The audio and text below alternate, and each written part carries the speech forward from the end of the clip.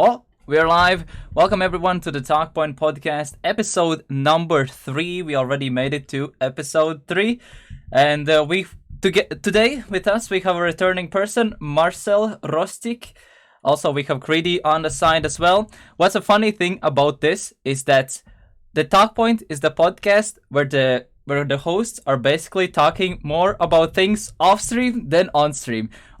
Before the start of the first episode, me and Creedy talked for like 3 hours. Then, like 1 hour before episode 1, before it, we talked about for 1 hour, and then it ended, and then we talked for another hour. Then we got Marcel for the first time. First episode ended with Marcel. Then we talked a whole hour or two after the podcast again. And today, before we started, they talked about BDSM Slowdown for a good 20 minutes before we started. I just wanted to point that out as the opener for the episode. Anyways, welcome. It's good stuff. It's good stuff. It's content, behind the scenes stuff. We get our minds ready for the pure chatting and talking, and it's all about it. Especially when there was so much excitement. I got to be in the literal writing seat of it as well for Challenger, and it's just non-stop. You wake up, TM, go to sleep, TM ends at that point. So it's just like so much to talk about. So much. Exactly. Let's treat it like a rehearsal, right? We're just rehearsing the bits.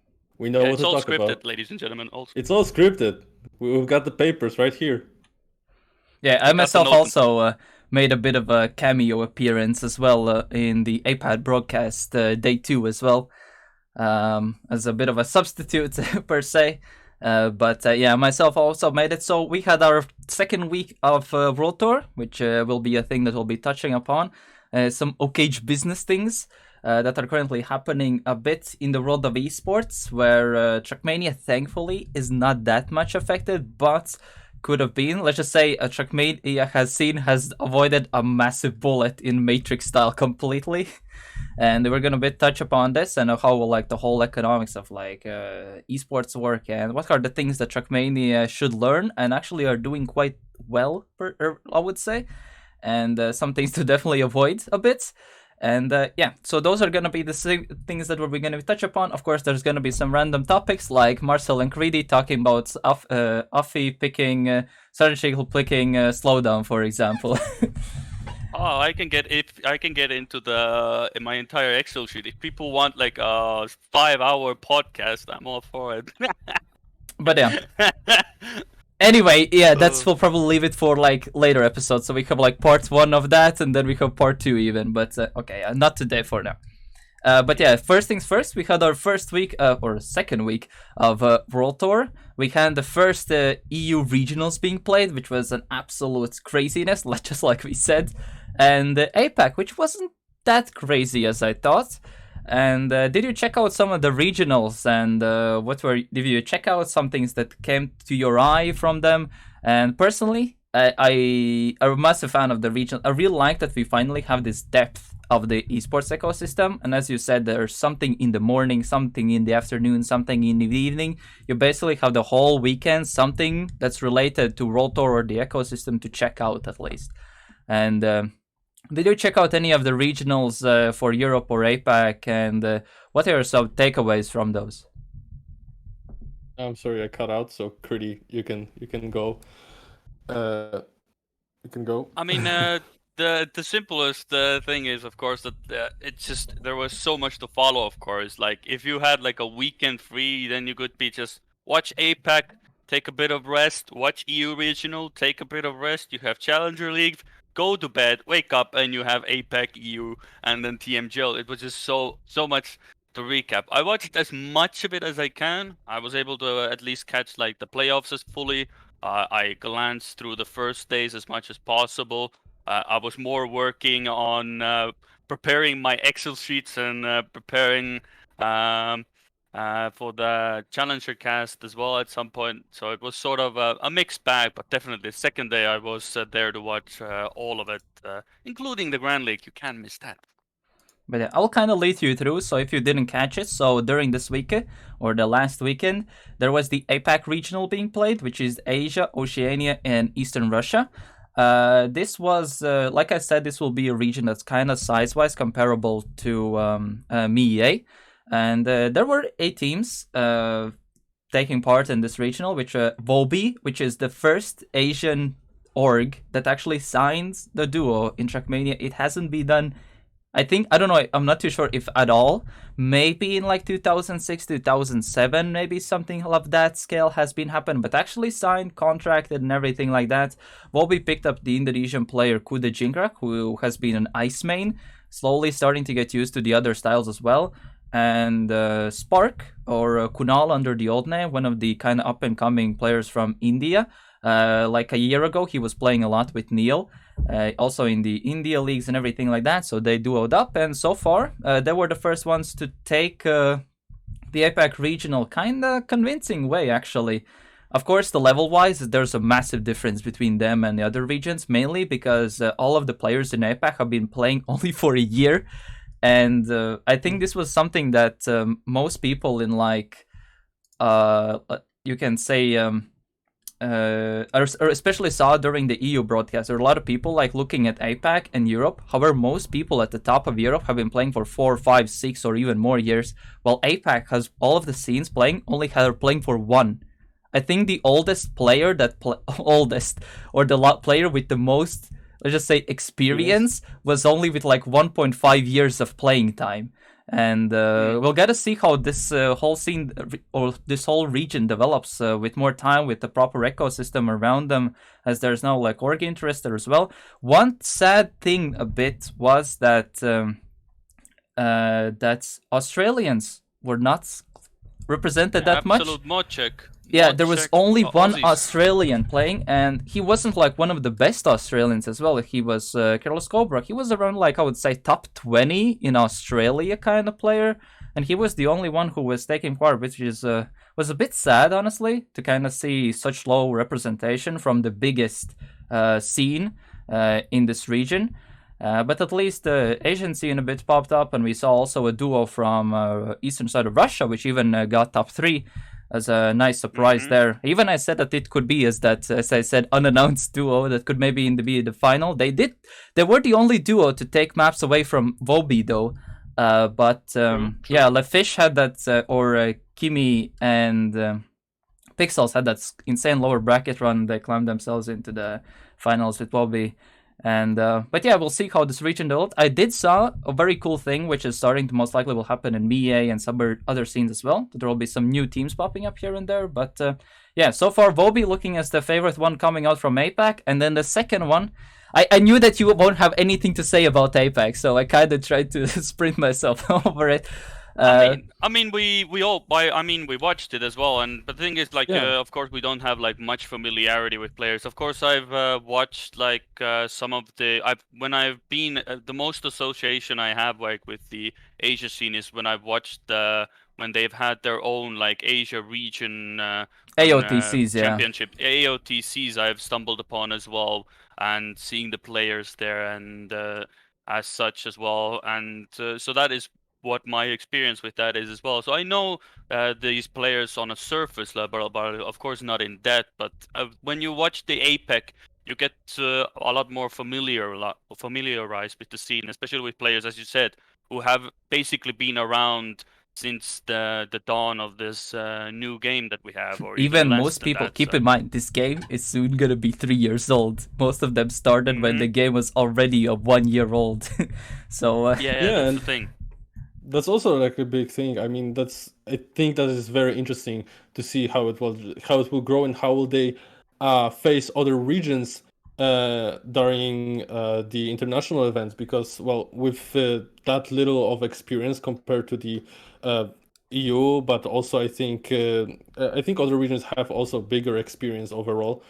It will be very interesting to see how they fare, and if they are on similar level, then it will be very telling what they can do when they have way more experience down the line during next seasons. So it is definitely something worth following and looking more deep into, and not just looking over. Regionals are definitely very, very fun and definitely worthwhile addition to the Trackmania. ecosystem. Yeah, one thing to mention about how long has everyone played. APAC is the only region where there aren't that many. Like basically every single winning team in every region has at least one player that were playing before the new game. So for example, NCSA had Neil and Nixotica. So Nixotica was already competitive in TM2 era. He was even top 3 in the very first OGL step. Chemko has been playing Coast as one of the best Coast players, has been doing a lot of TMNF and TM2 stuff as well. But all of these players like Spark, Kuda, these guys literally just came with the new game, and kind of crazy that, you know, this is the region like where you kind of can see how much the experience and like the not really Zoomers, but in Trackmania sense, Zoomers, you can call it like that, how they will stack up against, you know, even with the people who for the first time are given that experience, who had these hybrid duos per se with the, like a new and old mix. But yeah, that's a bit about APAC a bit in that sense. So yeah, it was kind of, we'll see how everything goes. I saw the Planetary Goose and Sweat, which is a New Zealand duo, sadly could not play in the first regional due to internet issues. There was also one duo that completely was not aware that check-in exists as a thing, also related to APAC, but most likely also be related the topic for EU when we'll talk about it as well. But we get to the spice already. I mean, it was the thing that happened, so I think it's good to touch upon it. But yeah, now if we jump to EU, this region was crazy. Like we said, there were in total 120 teams that took part in this regional.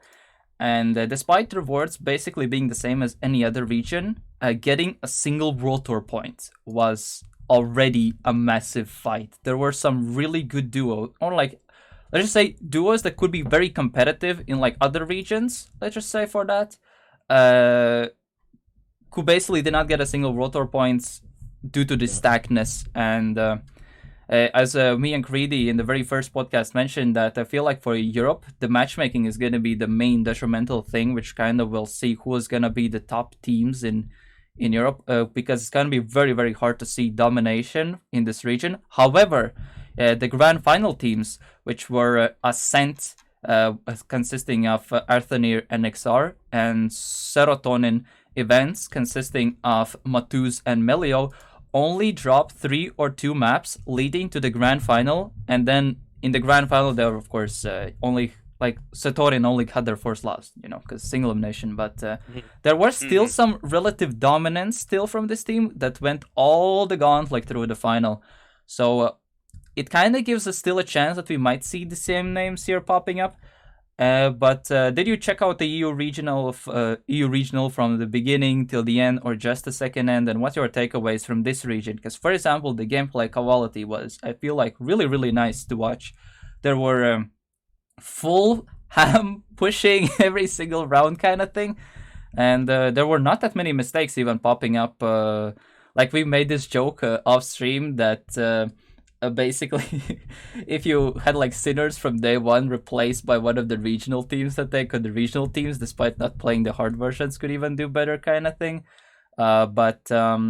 But yeah, the level pushing there, but there's definitely a joke there as well. Yeah. You know, I mean, it's what I said. It's a joke, yeah. But But then again, given recent events, you know, Sinners might actually be a lot more purpose built than we gave them credit for. But we will get there, of course, as well. But with EU, I followed as much as I possibly could. Of course, when you watch the cast, of course, when there's so many matches, you can only pick like one to really cast, of course. So you did see, of course, at first rounds, a less quality. You saw a lot more mistakes. But as we progressively went on through the day, and especially day 2, you saw a lot more fiercer fights, a lot more closer rounds. Of course, you even on day 2, you had like 4-0s by Serotonin, and 4-1s by Ascent, but a lot of close matches, especially I think it was Copper Rule and Project Blue something was one, which ended Project like 4-3. Blue Lock, yeah. Yeah, that went 4-3 all the way through. So there was the quality and the competitiveness went as high as it could have been, and it showed as well and especially the final as well. Final was good, of course. You had a 4-2. Would have loved to see the map 7 as always, but Zebra and Arthanir. Definitely, if I remember in the last podcast, we sort of tried to glance through the duos. I did mention a few names as well, and Zebra and Arthanir definitely went under the radar for me, but that is because there was just so many teams like who got to the end. I'm happy that I guessed Matus and Melio correctly, that at least they made the finals, but that was a really safe bet, to be honest, given their performance in matchmaking and their times overall on the maps. You want to hear a crazy stat before we jump? In the top 64, so top 64 duos, there were 64 French players present into the top 64 of the bracket, and day 2 basically had 1, 2, 3, 4, 5. So 7 7 teams had at least one French speaker in it, and there was one non-French speaking duo that made day 2. And I still think this still shows that the French scene is really strong still. And I haven't seen that many like upcoming or very notable like that could challenge still this French domination or French speaking, I would say, domination. Of course, Arsenal being from Belgium in the final that won it as well. But yeah, there's still a lot of very, very strong players coming from there. We didn't see that many notable non-French speaking players making at the top. And despite like seeing becoming more, the biggest one was Teska and Stufsen. Yeah. That's the one duo that I mentioned. Yeah, I think the second highest duo that was non-French speaking probably was Evil Black. No. It was Team Shift, which was iMod and Do Prime, and then everything else till that, but still, yeah, kind of crazy to see that, still after this whole scene getting more and more international, the French scene is still looking the dominant one with a pretty dominant form as well.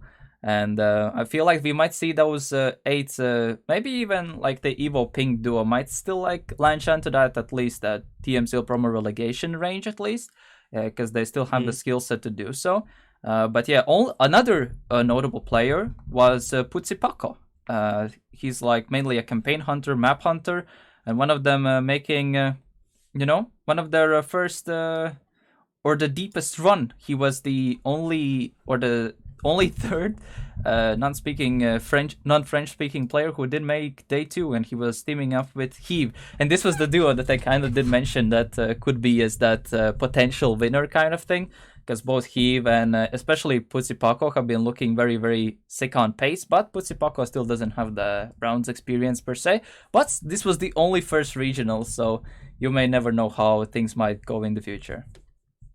I mean, it was just as you guys said. It was impossible to predict, and with this many teams, it really showed how many possibilities and variabilities there are.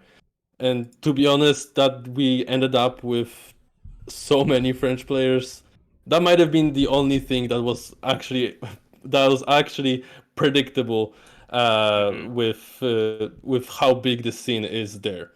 I mean, most of the non-French speaking players that are at the top are in TMCL and TMGL, and the rest are players like Deska and Stufs that are still fighting through regionals. But we can see that there's at least still one duo that is really fighting for that. But we can probably expect Shift and probably Evo Black to maybe put up more fight next time too. But it was definitely a great watch. EU originals, very fun. Yeah, one stat to additionally mention that since the start of TMGL and OGL, if you basically count all regionals and everything, this was the most played official open circuit type thing with most participants. So this definitely beat out TMGLO, OGLs in terms of player counts. And this was basically like a new record in that sense. And we previously saw in the old TMGLs or OGLs or any kind of open formats, whatever was then, that the playing count as every single step previously was starting to decrease, but this time looks like there's gonna be an opposite. There had been some new teams now forming for especially the smaller scenes that will be duoing up. They said, "Oh, this looks cool. I want to try this out as well." And now we're creating teams for regional 2. And I feel like this is gonna interesting upswing of how the scene and ecosystem is changing. Because for the first time, I feel like we're getting a format that seems actually fun to play, where people can actually showcase themselves. And as previously mentioned with Easy Dream Production last time around, like with this new format structure that gives like this new wave of motivation for people to actually take part in this and play it for fun, and instead of being in massive troll despair, basically. I mean, we could have even seen more, but as we've said, there was that one thing that prevented some duos. There was an incident. There was some bug that prevented some teams from entering the tournament. Namely, some bigger names was Crosshairs plus I don't remember the duo. Hadra Vulnera, Crosshairs, and his duo. I just can't remember. But some Anix, yeah, right. And we definitely could see more duos, and that is also quite scary to see how many teams we can see in the next Euroregionals. But also, that's sad that we could not see some duos like Hedra, Vulnera, and Crosshairs Anix, because they probably could done some damage. Normally, Vanity as well was one of the ones who could be one of the more notable non-French speaking duos as well. Yeah, but and there was a case to be made as well. Like I remember mentioning Hydra and Vulnera in the previous podcast as well, so it was a bit saddening that it did happen as well. So of course we are yet to see the aftermath, and we will see what kind of insight or what they will actually decide with it, because of course it's or what actually happened, because we sort of still don't know 100% why it was caused, because it worked for MEA, it worked for APAC, it worked for NCSA, but for some reason it didn't work for EU. So it looked like the check-in, because everything looked on the surface correct, but that for APAC, for example, and MEA, as soon as the check-in was available, all teams immediately went to check-in, like immediately. So I feel like that wasn't like one of the places where you could like diagnose such problem in the first place. And like for Europe, like I feel like most people do a lot of things the last second. I have noticed, like a lot of people register for the tournament in the last second, and since probably this wasn't a thing really noticed due to this, I feel like. Of course, I'm not too sure how it works in the backend, since I'm not affiliated with the backend. I don't know how everything works in that sense, but that's just my rough guesstimate on what are the things. There are some things that are currently in the works that do some proposals to how to deal with the situation, but we'll have to see how everything does, because Softy was out of it for this weekend, and we'll have to see how things, come to conclusions and see what happens. Work out, yeah, because like I said, there are some ideas on how to deal with the situation, but we'll see what is set in stone or officially announced till then. Yeah, and it was definitely like it was a big thing, because I mean it was the saddest thing that came out of it. I think that it was kind of the catalyst for Crosshairs to announce that he is leaving Trackmania scene, which is I don't know if you guys seen that. Planning. He did mention that it's unrelated to it. But hard to say. The tweet before, like the direct tweet before, was about that bug, and him, and I don't know if Anix also, I don't know if he brought him into it, that loss of motivation.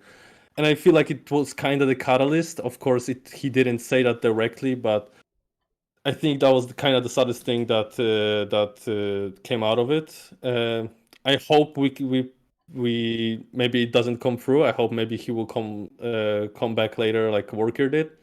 But for now, it just kind of sad to see that. I mean, it makes sense for him. Like he's like 17, 18, I believe. So he has school now as well, and to some extent, I understand his point of view as well.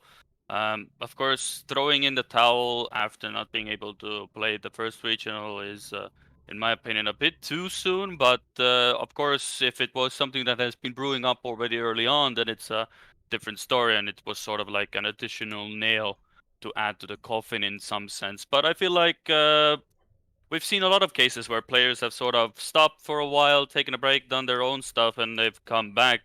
You just cannot shake that Trackmania part out of you as well. So, Marcel, Whoa. you.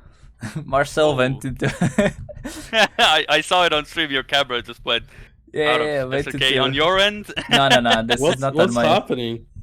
Try to Oh, reset I your see. webcam. Yeah. Oh, ain't no way, man. No, it's quickly, not on mine. It's looping. Okay. we'll quickly get it and turn. It's a cool story, Bob. Quick While reset. we wait for the camera to come back, but yeah, basically it is the case that I feel like it's if you are gonna take a break from Trackmania, then of course getting school done and all of that is perfectly fine. Of course, we see the likes of Gwen and Binks who are pretty young, who are all at high level, but you always have that esports story where the 1% get through the success, and then there's the rest of us 99 who put in a lot of effort, but we're never able to reach those heights. Of course, Crosshairs is a bit of a different example because he, of course, has that experience. He's played the circuit before, and so for him, it's not something new. But I'm sure, like a lot of the pressure with in real life stuff, school and everything, it makes sense. So if you're gonna make that decision, it probably is to make it now. Then screw yourself over, and then you don't have any option whatsoever. Yeah, I one feel thing to like that is- mention, maybe not around World Tour, but there was another player who recently posted that he's kind of done with the game.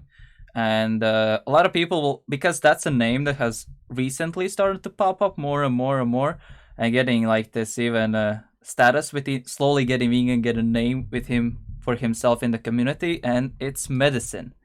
The guy who was known for the reactor cuts and everything like that. Yeah. Literally just created a Discord and joined the main Trackmania Discord and posted that basically he had a lot of like mentality problems, and he has been over addicted to the game. He during 2 years he had spent over 5,000 hours playing the game.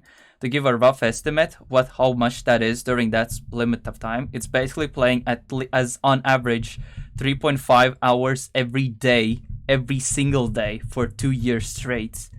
I mean, after work, it's like 3 hours. Sounds reasonable. Yeah, but I'm he just was kidding. basically mentioning that basically he had some kind of like enlightenments, and he basically is done with the game, and it was too getting into the way of studies and I mean, we've things seen like that that. before, right? And now the guy is TMGL champion, so. Yeah, but this case was very different. I don't know if you saw the message, but it was basically I don't know if Marcel is aware, but Creedy probably is, like a very Snick-like message. What he posted. I don't know if is Creedy aware of the Snick situation or. It rings a bell, but Okay, I'm currently drawing a blank. But okay, I do so remember I'll the name. kind of clarify. So Snake, before the new game, was also one of the top players, and he kind of stopped playing because he had this religious enlightenment kind of situation happening, and yeah, he kind of probably burned out, and some kind of bit of like happened. It's like a complete calm, gotta change priorities, and stop playing like the game like that. I saw some streams on spam streams where he mentioned that he's like communicating with spam still, acting like that. But yeah, bit of a shame, but gotta put health first, and yeah, so that's kind of a bit of an interesting topic we kind of touched upon right now. But yeah, other thing outside of the regionals, that was an interesting segue now. So we also had the Challenger League played for the first time, and we have TMGL as well. So we're starting to get a groove of things. That's what's gonna be starting to become slowly the norm of the TM scene. So the Challenger League results, remember when we did our predictions, is that in match 1, Homyotsun beat BS Plus competition 4-1. I think all of us were right on that one. Match 2 was OrcsGP Numalops versus Schweinheim Racing. It was 4-3 for OrcsGP. Surprise, yeah. Yep, that was the biggest surprise of them all. I feel like I think we even during the podcast we talked about the uncertainty, or we weren't aware of what level Complex is. But after that match, I don't think there's not much to worry. Both Complex and Banda showed a really good perseverance, and going up against Barbos and Ratchet is no easy feat whatsoever. Of course, it was a very close match, and it came down to the wire in the end. And I do believe the map ended on parkour of all maps as well. So, so Mhm. you know, it could have gone either way again, but perseverance. It showed that Numelops was ready for it, and Complex for sure showed up a lot more than I think a lot of people expected. Of course, veterans know who Complex is and what he's capable of, but would it translate to Challenger? Well, we know now it does indeed, quite well actually. Yeah, and then the next match was, I think the Mr. Link hater, due to stats, Greedy, was very And satisfied with this correct, outcome. 100%. I mean, do I falter? Did I stutter during that rant? No, and for a reason. Link and Mequato on paper are a strong duo, but when you have Coco and Worker beating you, Worker who hasn't been a part of TMGL for a while, and Coco who has been mostly part of OGL, of course, or at best Challenger. If you get beat by them, it again sets them up for a story who can they actually beat. Like if you look BS Plus, Snow and Glast, the score was 4-1, but they gave Home Yotsune a run for their money, and it was mostly because of Feed and Enner making several mistakes, but of course at the time Enner was doing a lot of pulling his weight. Feed started off well on the first two, but then Enner just constantly kept denying aces and aces and aces. But it showed that Snow and Glast had the perseverance to go all the way through. And when you look at the other matches as well, Schweineheim and Orcs Numerops looked very strong in my opinion. So now I look at like who can Exalti actually beat now after all of that, and it's running very thin again. I think they will have a good chance like against Schweineheim and Orcs Numerops still. But when I look at the other maps, yeah, Sprout of course didn't win against Alternate Attacks, but Alternate Attacks is probably the favorites to win this alongside Homyotsun, I believe. So it doesn't really matter for them. I think playoffs is What important is he anyways. trying to say is that I'm very looking forward to when Creedy is gonna do analysis, when it's gonna be XLT playing against Kimi and Pixels, and we'll try to convince that Kimi Pixels will win in that matchup in promo relegation. No, I'm saying is what I'm saying. TLDR, Link, and Mikwato are gonna be last, like I said in the last podcast, or at least second to last. And that still puts them in the Yeah, TMCL promo relegation Is it the tournament. top six? Top Is it six. the top six? Top six makes it to the playoffs and still keeps their slot in the league. Bottom two get sent in the promo relegation tournament against the regional teams. but there's also Yeah, the thing about Exalti is also that as you said, like Miquacho was not doing that bad. Like the week ago, you said that Miquacho will probably be pulling his weight and he will be the better part of the team, and he wasn't doing as bad as Link, for example. I think he was doing some. I think he was just pulling his weight, and he definitely showed that he can still compete there. I think that shows that it probably be one of the changes in the mid-season what is the transfer window. Yeah, that's the thing. That probably Exalti will have a change if that keeps up with Link. So that's probably something that we can look forward to, because I think Miquacho will definitely stay, and he didn't look as bad, but yeah, Link kind of was holding back the team. well, yeah. Well, I think overall, it's it's been this a story of Link, but of course they could have like the Sinners effect, where all of a sudden they have they look absolutely amazing, like Sinners did against Solary. Exalti could have the same effect. Like they have the Yeah. skills. I'm not denying it. It's just that it hasn't translated over. Like the peak that they both have, the potential peak, they haven't reached it properly. And at the moment against Easy Dream, they didn't reach it properly during that match. You had glimpses of rounds where he did well and stuff, but they weren't able to do it consistently.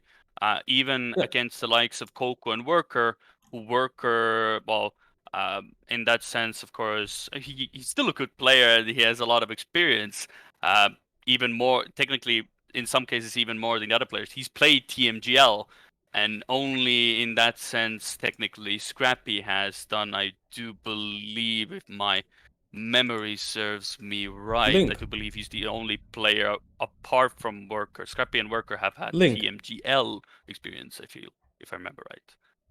So yeah. Link also had TMGL. I have not Link. No, yeah, But He was with we had in Grizzly, that counter. yeah. sense, yeah. But in that But sense, yeah, I will kind of tease that. I just interviewed Worker right before right before this podcast, and he himself said that it wasn't the best showing for himself, and he feels like he can do better and he will do better. So we can only look forward to that. yeah. And then you have, of course, the final match against Sprout and Alternate Attacks, which was, in some cases, an absolute shit show.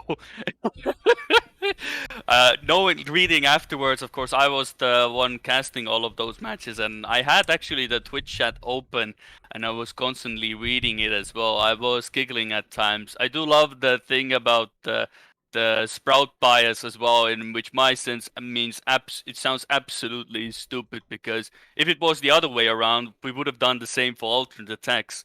Our priority as casters is to convince the viewer that this is going to be a close match. And how do you do that? You try to play the game where you try to push the losing team to at least look at the positives, try to find them ways to see a win. But of course, even in the end, we were sort of like, well, we're sort of out of it. You can see that Sprout was out of it. So at that point, it was just Vosal and Skandir just pulling in the final coffins there, and it was done, you know. So the bias thing was just hilarious to me, and even Quantum, we were in DMs afterwards as well, and we were laughing about it because it's just hilarious to us. And you see it in every esports as well. When a team is just absolutely getting destroyed, or if somebody's not playing well, you constantly see the casters also doing the same thing. But you know, it's easy to pick on Dexter. He didn't have a good day. He said it on Twitter as well. Mob mentality. Scrappy fans, you know how it goes, and the mods were at full work as well there. Tell me about it. So, yeah, so it was just it was still a fun match to cast, because it allowed us to sort of try this point of view as well, to go from an angle, like try to push. And the fun fact is, nobody mentioned this about Link and Miquatro. We did that in every single match where we saw that this was a thing, and we did it to Link Quattro. Nobody bats an eye. We did it to PS Plus. Nobody bats an eye. As soon as it's Sprout, Scrappy, and Dexter, everybody loses their mind. It's all about it. It's like, yeah, you know, it's a popularity contest in the chat, and in this case, people just found the little thing, and they pulled it further than it actually was. I feel like That's it is a basically the thing summary. if there's a player or a team that has like a decently sized fan base, because they're like the only content creator, or like people who have a decent sized stream or do like content creation on the side with their playing, because that's like the only duo. Like Vosil streams here and there. Glass in theory used to stream like quite a bit, especially around the ZRT era. But everyone else outside of that doesn't really stream. I mean, Barba Nope. streams as often as Kappa. I wouldn't really call that content creation. Let's just say he streams as often as I do, which is like once a month at best. So, you know, it's not really like the only proper. It's like a proper content creation deal. So that's why there was like this thing amplified a bit in that sense, and that's why there was also so much. Since I'm like trying to collect as much feedback about every single aspect, about either the regionals, the broadcast, the structure, the format, everything like that. And there had been so many people, especially on the main YouTube, like commenting about this. Every single time there is not virtual or JNIC casting on the official VODs, everyone complains about the casters. If I don't know why, it's like people just. It's actually. I don't know if you have seen the comments of them. I've seen the comments on the TMCL one as well, like put in virtual. I'm pretty sure if virtual had the chance, he would love to do it. But the thing is, like, it's just so much to do, and especially a virtual who is a person of quality over quantity. even he puts a lot of research or tries to put the extra effort into the TMGL cast alongside Janik. So to do Challenger alongside it as well, that's impossible because he wants to do his own content as well, and it's plainly impossible. And I feel like if anything, this allows for more people to cast, such as me, and you have the regionals as well. Casting Yeah, as well. You have so regarding the many people who casting have crews, I had been like yeah. trying to like give a bunch of people like the chance to, try it out how it's like to cast and see if the duo works or not or and everything like that. Especially for regionals, to kind of have at least one person from that region be a part of the broadcast. I don't know if you saw the APAC Day 1 stream, but there were like literally like a community person from the OC side, like who's also a community person from the Asia scene, Edamame, and there was a very experienced caster from many other games. I casted also TSCC and some other community events with Nualoch as well, with Formal. And I think the duo worked out well. I feel like there were a bunch of complaints regarding the QDC and Jack Don't, I remember. A lot of people really liked the European broadcast with Twiggy and Nualoch, that duo. Mm-hmm. They had a very fun vibe around them. And they have the good thing for them is I feel like it's always like this is why I'm sort of jealous as well. I wish I had that as well. Like the British or the native speaking English people always have that sense of it just sounds natural when they talk about the guys, and you see it as well. Like they were casually talking, they were having a good time as well, and I wish I had that as well, like the casual talk as well. Because in our heads, in a way, because English isn't our first language, we sort of still have to have that little thought of moment, what are we going to say and what are we going to talk about. So sometimes it can break the flow, but for them it's natural and you can feel it as well. So it was really nice to watch them cast the EU regional as well, and or as the the NCSA regional broadcast progressed as well, yeah, with NCSA Lychee and similarly as Haunted, well. yeah. Yeah, it's the same thing. They have the natural aspect to him, and you can shows as well. And as the regional progressed, you got more and more competitive maps, and they were able to more and more show their competitive casting as well. So it was really nice in that sense. Yeah, Yeah, because it's great to see so many new duos like casting, and with the virtual and joining thing, it's always either black or white. It's always on 2 points and on two extreme points, and very rarely in between. Like it's either why is virtual and Janik not here, and please take the broadcast down because they're not here, or still better than virtual and Janik. So it's always either this or this, and to find anything in between is so rare. So I mean, there were people yeah, who enjoyed the cast as well, but there were some people who were going in the like absolute like opposites, like absolutely hate this, or please get them more kind of thing. And there's this, wired system. The Yeah, main it's thing that always I'm like at that, least trying to make sure, so let's just say the casters get the proper feedback and don't get the this was so trash, please never touch this game again kind of thing, because there were some people who were very aggressive. Against some people on the broadcast, which is actually a thing that we'll probably try to like keep an eye out, like keep it as like Trackmania is one of the better scenes and everything like that. Especially what we saw, I don't know, in the Scrappy match, there were so many people getting toxic, in the chat as well. Yeah. Especially towards Scrappy and Dexter or alternate players. Like that was the only match where something of that scale happened on the main Trackmania channel during the entirety of the regionals or TMCL, which is. But then again, they had the most amount of viewers at that point as well, which in some sense does baffle me why the likes of Sprout doesn't have their own cast, because some of the orgs do, some of them don't. But, I mean, it was like an optional course, thing for TMCL. That makes sense. But then again, you have like Homyotsun, who have Geek, Luckers Turbo, who I believe is doing Exalti. You have Schweineheim Racing, who is done by Trilix, I believe. Yep. Trilix at least somewhat does it. The other orgs, I did not notice any cast, or at least I'm not made aware of. GP Numelops Import? Oh yeah, of course, yeah, Numelops. Sure, yeah, you have, and apparently according to Wikipedia, PS Plus had VCO. Machtfish and Schlaum. Yeah, VCO. There was a guy like that. Yeah, and alternate attacks had Bony C apparently, or at least it's listed on Wikipedia. Yeah, he had. So, remember, I was asked for so access the and stuff. only team who really didn't have a cast was Sprout. So Easy Dream apparently had one, Numelops, Homyotsun, BS Plus, Exalti, alternate attacks, and Schweinheim. So the only team who didn't have a cast was Sprout. And this is a perfect topic of the next segue of the OKage business thing that I wanted to mention.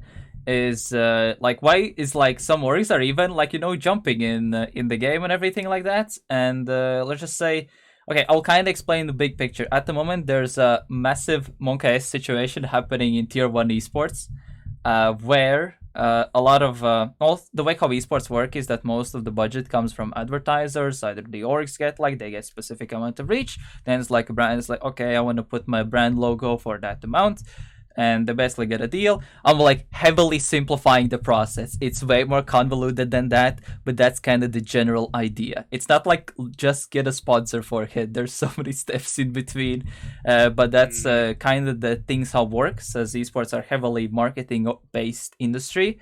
And since there's like the economic recession happening, many of the companies are slowly cutting their marketing budgets. Due to that, esports is getting a smaller part of it, and it starts to get less and less money, and there's a bunch of problems happening.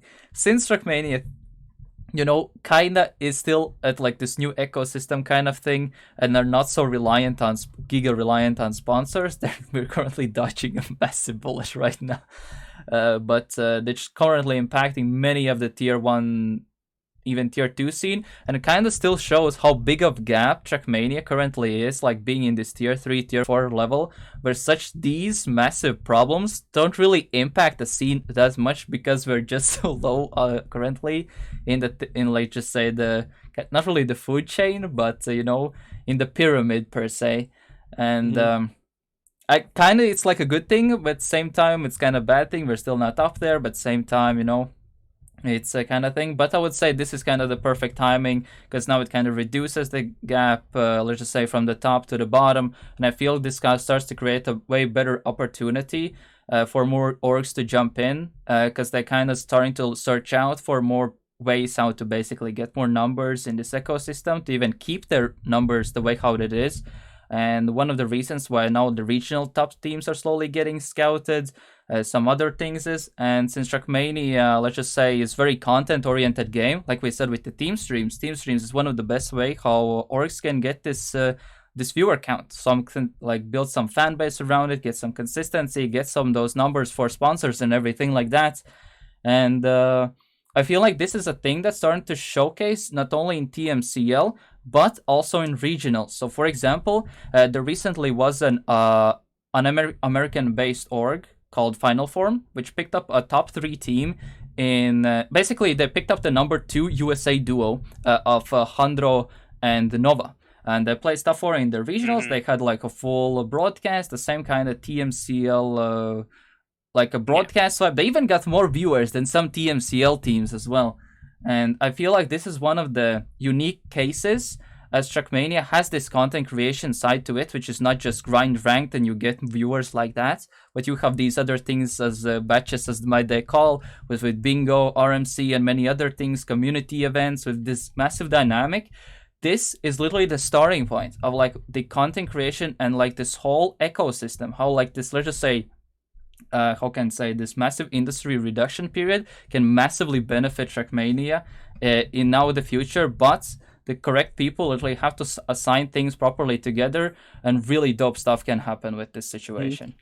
It's a thing that Trackmania definitely like has to look up to, like a copy from the organization that are actually like making moves that are beneficial for them in this recession, because things like I don't know if you guys seen that, like for example, Ludwig joined as a co-owner of Moist Esports, and as content creators they have just much bigger appeal for investors and sponsors, because they have just much bigger pool on viewership and stuff like that. So as you were saying, like content creation is definitely a thing that should be looked looked into more deeply as for growing your organization in esports, but also in Trackmania with so many like content so many Possibilities, more variables, like. yeah, possibilities of content creation in different forms, that definitely Trackmania can excel in that. But yeah, you just have to like you just have to look at like bigger orgs that are actually making profit off of that, like Moist Esports, but also something like Misfits. Now it's not so much Not so making long profit. ago. It's not the like the back Not end is profit, that, but they're not like they're not getting hit by recession as much as others, or rather they're trying to save themselves through moves like that. Like for example, also Misfits did not so long ago when they sold their LEC spot to Heretics for I don't remember even how many millions, but a lot of millions, and they just pivoted into content creation itself. So yeah. It's Like- it's a case to be made in that sense as well, especially since you had a lot of major esports with crypto sponsors, but we currently have like sort of like a crypto winter as well, and with everything going around with the economy, with of course the COVID-19, and still businesses are trying to get after it, and a lot of businesses are not seeing like the correlation of esports viewership to the brand that they are representing. Like for example, like BMW sponsoring an esports team or an event don't see the appeal anymore because the viewers are not the target audience for BMW, for example. And especially when talent is becoming more expensive and sponsorships becoming more limited in that regard, then yeah, you see these, like you said, Marcel, a lot of these esports orgs are going into more influencers, into content creation, trying to take the audience that they have and making it, squeezing as much out of it as possible during the time when every sponsor is not available, and when we had a time where all of the new sponsors were eager to get into it as soon as possible just to be a part of it and take as much advantage of it as we unlike we have it right now, where we're trying to squeeze as much as possible out of a rock, basically taking as much water out of a rock as possible. But what's one of the beneficial things of Trackmania in this case is that since most of the broadcasts for Trackmania are not inflated, but are actually like in the simple terms, like real viewers. So it actually shows that let's just say that like a Trackmania viewer then can be way more valuable than like some Rocket League viewer. I don't know if you have seen the RLCS broadcasts, but literally the whole stream is just people asking for drops and giving their progress. I have 33%, I have 5%, and the same thing is in Rainbow Six.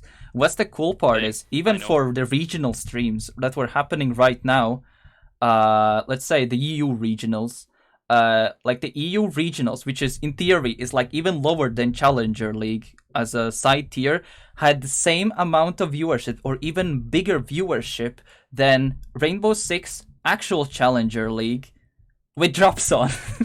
And the whole Rainbow Six Challenger League was like just completely just people asking for drops. I have drops, when do we get drops, or something like that. And I feel like this is a great potential starting platform for like getting some people get interest. Okay, because there's an actual person behind the screen kind of thing.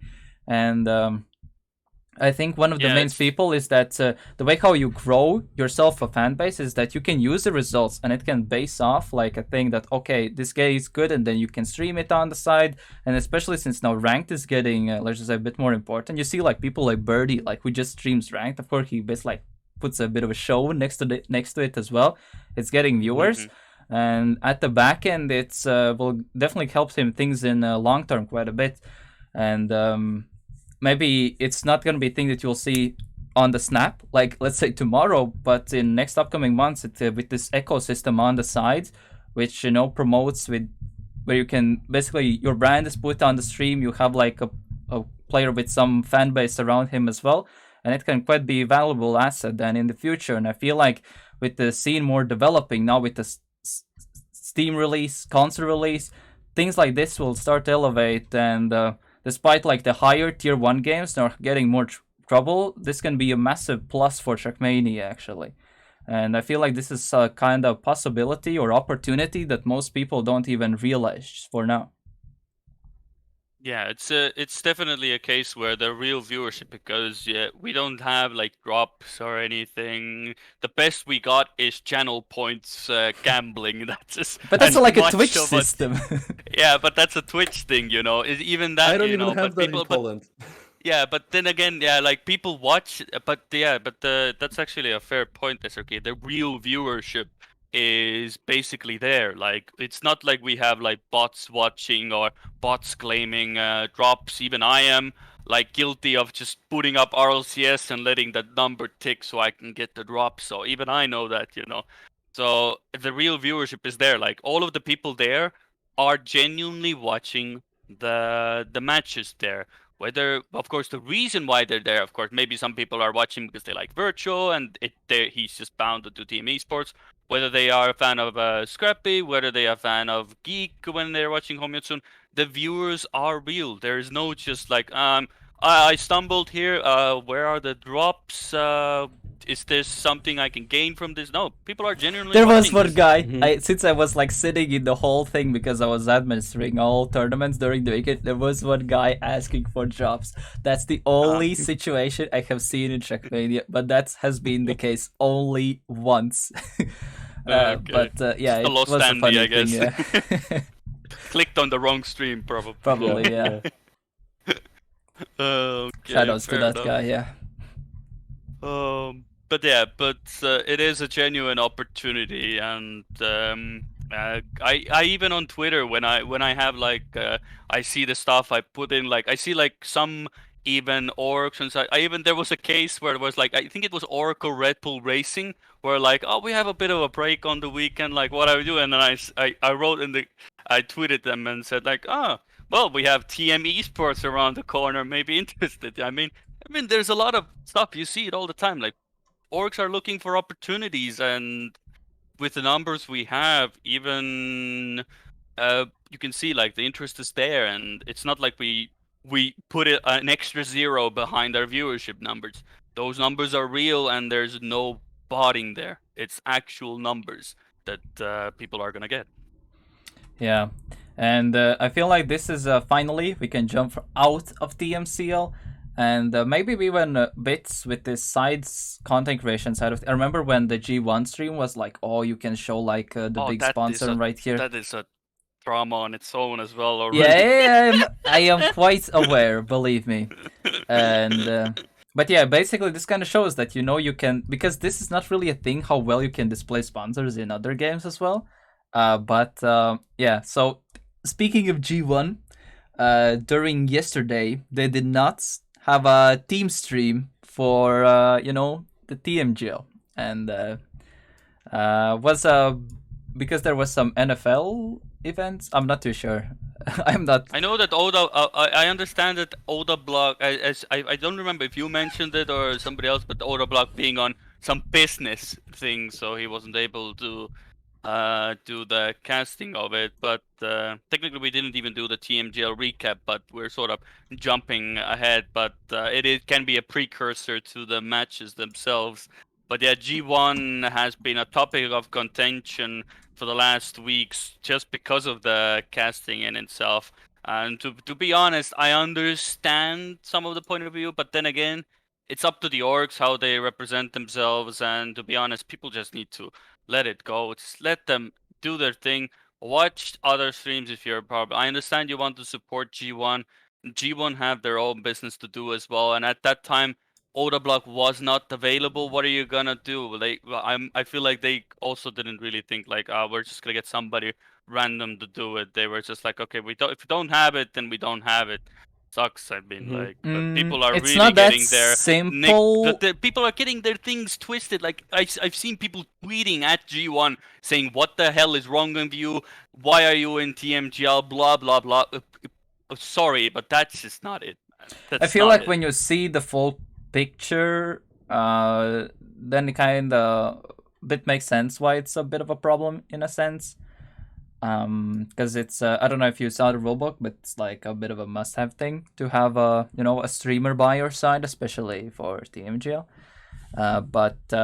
Yeah. So anyway, TMGL.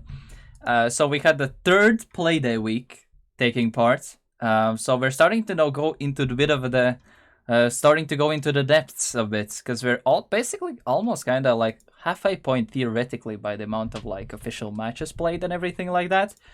And we had the first match. Actually, I would say this was the closest day so far. Like the most dominant match were 4-2s. There was not a single match where there was one map First lost week where we or went all. to map 6 Yeah. every time. Yeah. So there was at least 6 maps played in every single match, and the first match was Solary versus Sinners. I kind of gave a rough estimate last time in the predictions. What I could kind of give Sinners a chance on what's kind of their pattern has been based on the TMGLs in the past when they have played. It kind of happened here, but still they were playing against Solary. They were definitely showing signs of like, because they were the ones who took the first 2 maps, but afterwards they just had the same situation as against the Big. Just this time they actually got the map wins in, and Solary woken up a bit. I mean, I think that it was a huge improvement from Sinners overall. Like, comparing just to last week, it was just insane how much they improved. I mean, pace-wise, consistency-wise, both.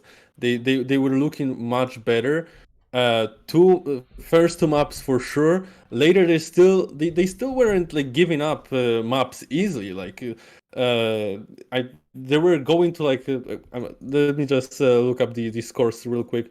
There were 12-7. That was I think 9-7. So it was the last round of flip of faith that could have been. They unfortunately got aced, and 10-9 on agility dash. Like this was almost game 7.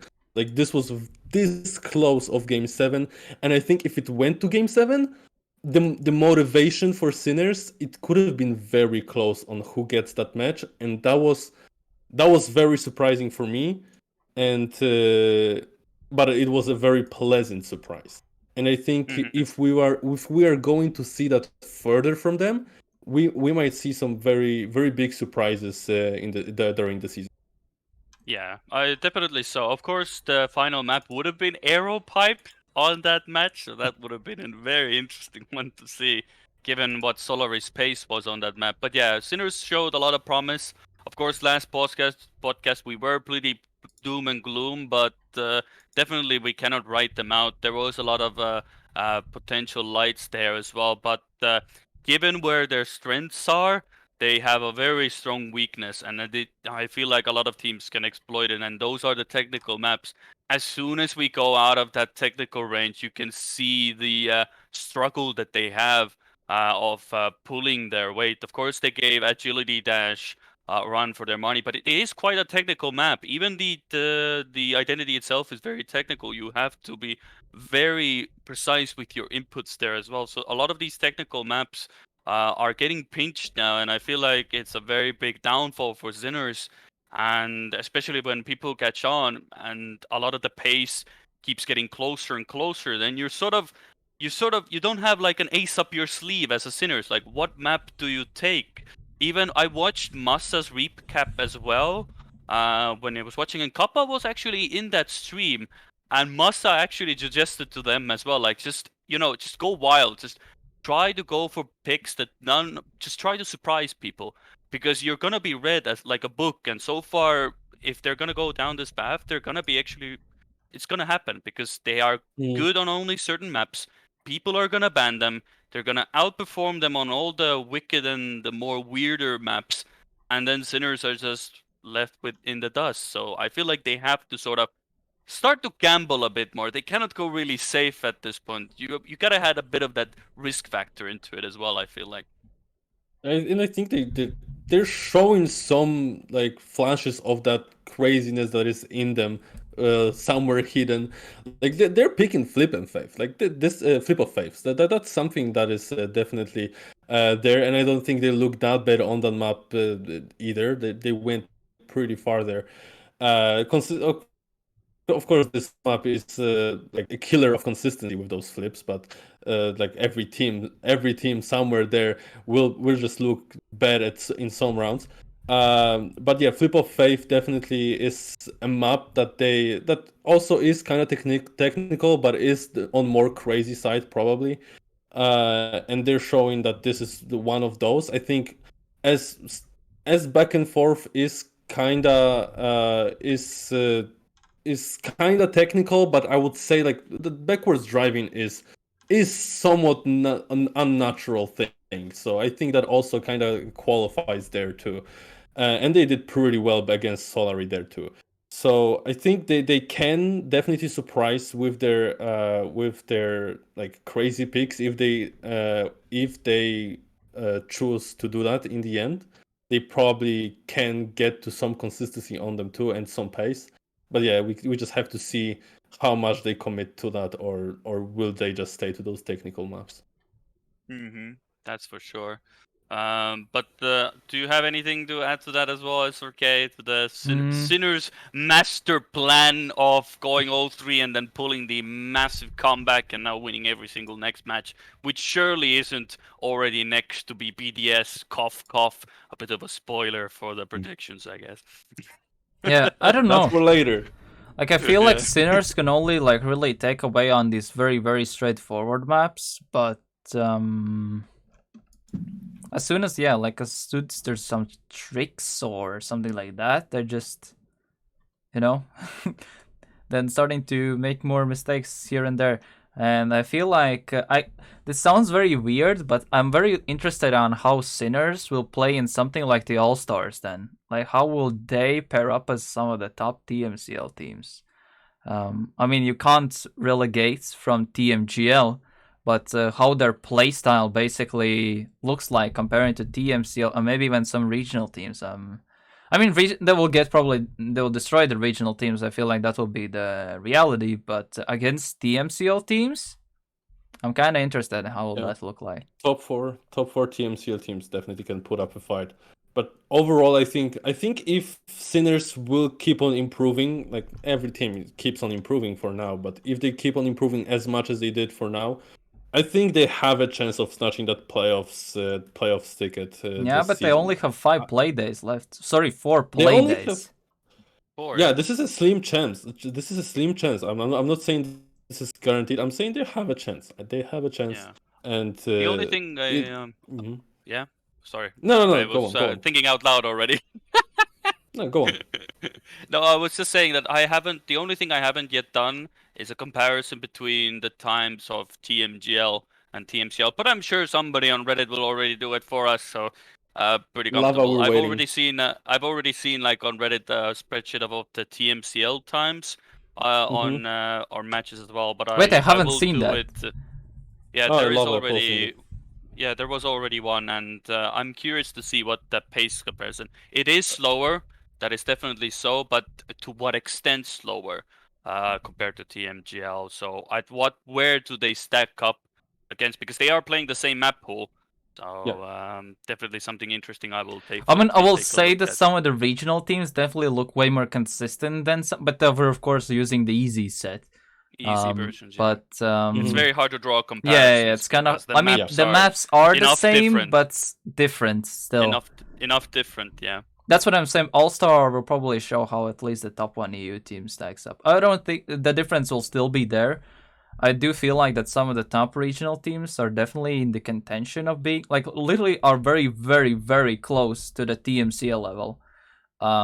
Even if I feel with the map adaptments, of course, like the NCSA, MEA, and APAC teams, there is a very noticeable difference. Like even the top 8s that we saw, like the weakest team from regionals in Europe that made top 8s. Let me quickly look at the things. Has been some massive names. Yeah, so the weakest team literally was Heave and Putsipako and Energize Shenimi that were in the top 8. So those were currently the 7th and 8th number in Europe. And even they, I feel like, could do like something against even the challenger teams, and let alone other regions. But yeah, that is for sure. But I think we've given Sinners a lot of attention already. I feel like we Mhm. have to just see how it rolls on the Yeah, next but this play is a day. massively important week now for them. Yeah, but yeah, Definitely. I think it's a make or break. Of course, you can argue that they have gone against basically the top 4 teams in the league, but then you had KC in between there, which they have been And they're shaky, going to and be they went facing against off Big as well. against BDS in Yeah. the next week. Yeah, So so it's gonna be Mhm. rough. It's gonna be soon make or break in that sense. I don't know But if you have seen the LEC or the European League of Legends, but there's some yeah, I've crazy seen it. things Yeah. happening there where Yeah. people were really like voting off like BDS in league terms, which was not doing good at all. And currently BDS in league is Yeah. 4-2, and they're currently number 3, which everyone put them at the bottom. There's a very, very similar pattern here happening in Trackmania as well. Everyone looked at the BDS as Mhm. underdog, and now look, the underdog story is happening in league. With same with SK as well, and SK. The SK, Tell me about that. the The absolute streak stormhouse of killers. beating the big boys. I mean, yeah, they and beat both teams that had that unbeaten streak, G2 and Mhm. Vitality. I mean, Yeah, that's insane. LEC in a nutshell, ladies and Yeah. gentlemen. yeah, If you know LEC is anything about League of also Legends. I interesting. Yeah, recommend. I Yeah. recommend, but not don't go there now. Don't go there now. Now you're here. Now we're here. You're listening to us. yeah. If you're looking at the VOD, it's gonna be a bit weird, but yeah. It's fine. But moving on to the next match of the TMGL, which was KC and ITB. And my fears, in some sense, have come true. The glass cannon has broken. ITB showing that weakness that they have. If Mime is not there and Elcon is not having a good, well, if Mime was there but not enough, and Elcon was not having the best time of his life on the other maps, you saw that Carmine Corp, of course, Carmine Corp gave an absolute good performance, and Otak looked so much different from the first weekend. It was really good to see. So definitely ITB showing that sign of concern, and Elcon. Not to say, of course, Elcon did play badly, but he has been sort of, at least look in the maps, sort of a few map Andy at the moment, and Mime has been needing to carry a lot of the rounds, and they've been relying on a lot of team mistakes. And Carmine Corp this time didn't give them that opportunity as much as they probably hoped for, to be honest. 4-2 for KC in that sense, and it showed. It showed well KC's improvement and the glass cannon of ITB that everybody was talking about at the Mhm. start of the season. And there's really not that much that there is to be said about this match. Like this was literally Alcon just not being consistent enough as he needed to. And of course, K Corp also improving over the week. But I think the biggest like factor in this was actually Alcon underperforming or performing to the expectations we've set for him before as that glass cannon. But yeah, this is something that needs to be changed, that needs to be improved on his part because Mime was there setting world records in rounds, and it just wasn't enough. It just wasn't enough, and that was Yeah, sad mine to was see. playing really good, but Mime was out of his mind on Slippery Slides, for example, and that this is crazy what he was doing, but it just wasn't enough. It just wasn't enough. Mm-hmm. So yeah, that's the pretty much the short story. There isn't much to Yeah. talk about that match because it highlighted all of the things we talked about, like from the previous podcast. It was, well, does Carmine Corp shakiness, was it just first week one? We can see that it definitely it was that shakiness at start. Carmine Corp definitely showing up. Otak even more so than Bren in some cases, which is a very good sign because we know how good Bren is, and if Otak can keep up with him, it's a very good sign for KC to get back up again. But ITB, uh, it's basically like the Quen effect, but now we have the reverse of it, Elcon effect in some sense as Mm-hmm. well. That if Elcon doesn't show up, then it's just not possible for Mime to carry them all the way through because teams will just either draw it out and they get one victory extra, and that is more than enough for a team to take a map. And that is definitely a case to be made for ITB as well. Of course, next matchup is gonna be.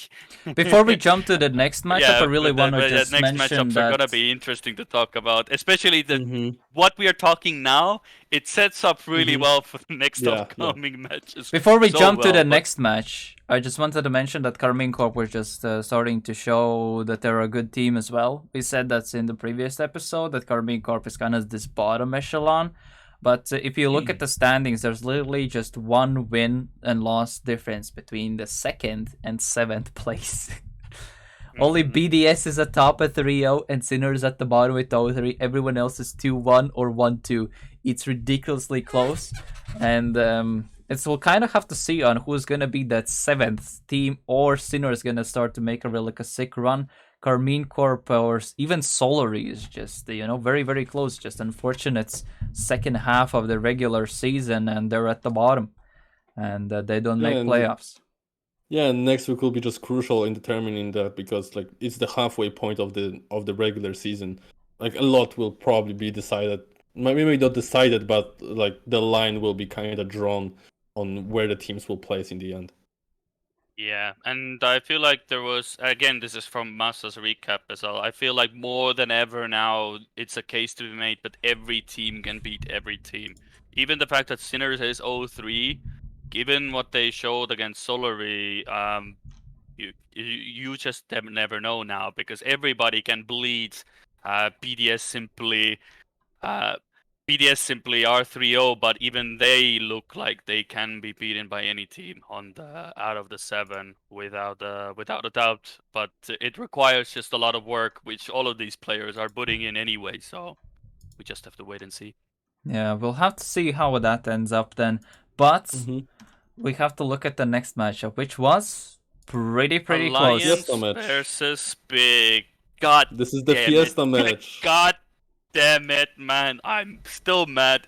It should have been Big to take it, but just too many mistakes on slowdown cost them the win.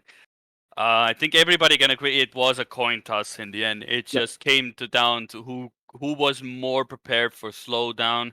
Big had the pace, but mentally it seems that Alliance was able to just hold on to it and take the victory. But it was as close as you can possibly get to any match, I feel like. And at the end, it was just that final round where Big was unable to push, and the detriment was that Grenadi made an early mistake, which meant that Masa had to push, and it was just too much at that point. But to be honest, that's just in the last round. I think throughout the whole match, like Granady was pulling the weight through of the whole team, when Masa was like non-existent in most rounds. He was just I think it was on gyroscope. He was in 3 rounds in a row. He was hitting the entrance to the ice loop from the side. He was just flipping it every single round in a row. And it was happening on other maps too. Masa was just, I think it was just not his day. But if he was on par with Granady at least, I think they could have taken that much more comfortably than it was in the end. In the end, it was Alliance win. But I think it was kind of the Fiesta match, because we've seen so many mistakes. Masa, but also Soldier. We've seen so many mistakes from Soldier on the reps. We've seen many mistakes on gyroscope also, but that's kind of the map for that. Those are both kind of the maps for many mistakes, but also they were happening at places that you wouldn't really expect them to.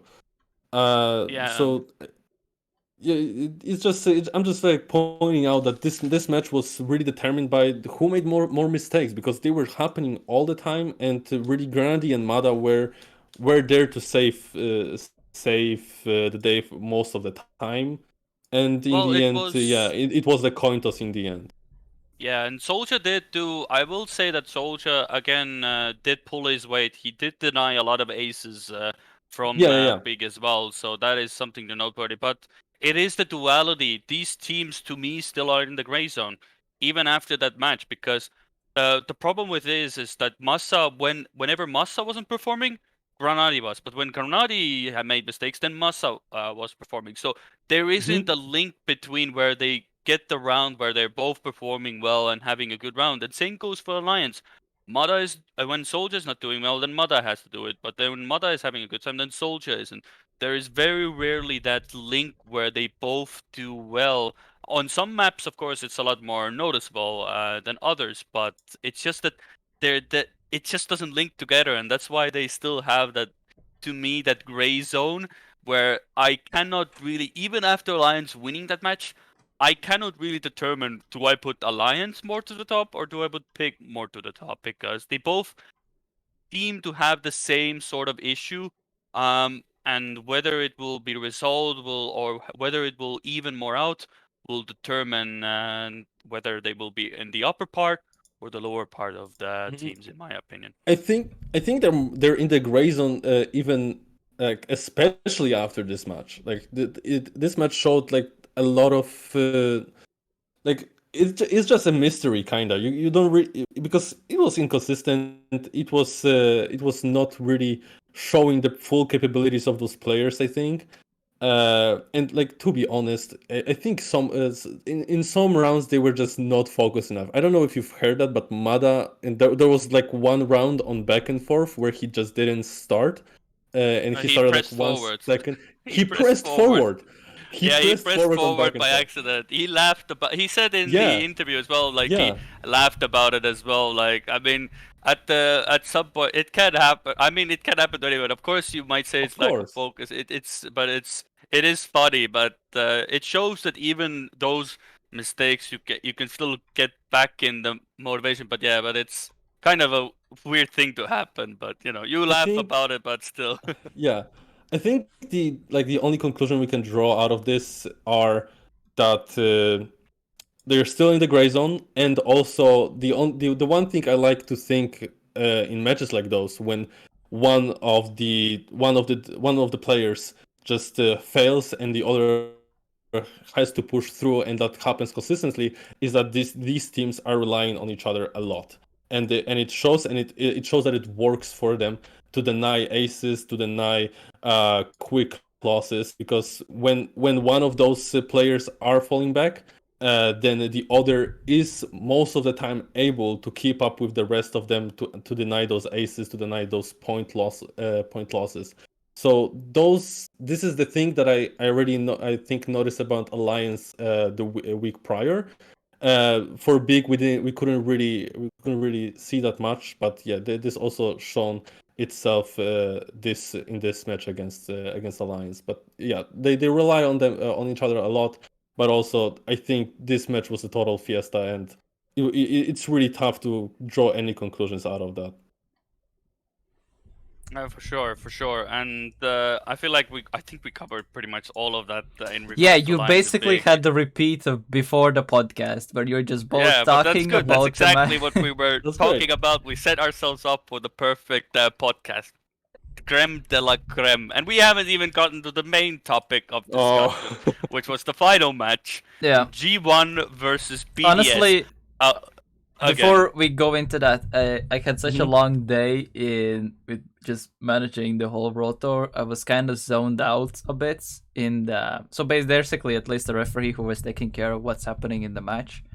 But I myself was a bit zoned out at this point, since I was up since like 1 hour before APAC starts. Till basically we're at this end, and I was just like drained basically. So I don't have that much to add, because what's happened within the matches, I was quite tired, and no worries, we've got the material. We got the material. I see the chatting basically. Technically, we haven't even discussed something else that came out of that as well, which was the rule number 2 that I've now pointed as well. Of the seeding as well, which was happening in the KCITB match. It also kind of applied to the Alliance big match as well. It was both in those cases. I think we can go over like G1 and BDS and then talk about it just a bit more before we go circle back. Circle back in that sense. But G1 and BDS, god damn it, it's another coin flip I lost, but god damn it, it was a good match. That's a coin flip I literally won. Because I went for G1. Same. And I went for the G1 as well, for the Gwen effect. It worked, but it didn't work on the last map when they all went for it, and then all of them made a mistake, and Aurel came through, saved it, and it was just such a big mess by Gwen and Binks that Afi was able to then still salvage it for them to win it as well. But it was, I think a lot of people do question a lot of things, especially BDS on gyroscope was probably the biggest talking point. But we talked about this before the podcast with Marcel as well.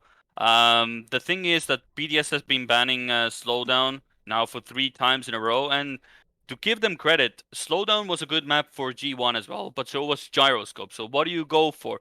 Do you show your pace on slowdown and just take the gyroscope out, or do you keep the slowdown as a mystery pick still as a slowdown and just take the bullet on gyroscope? You know you're gonna lose it. Maybe get lucky, but it didn't happen, of course. It was inevitable. I feel like it was a BDS just saying, like, yeah, we'll just take the bullet for gyroscope, keep slowdown as a pocket pick if we absolutely need it. Nobody still knows our pace on it. It's the only map BDS haven't still played.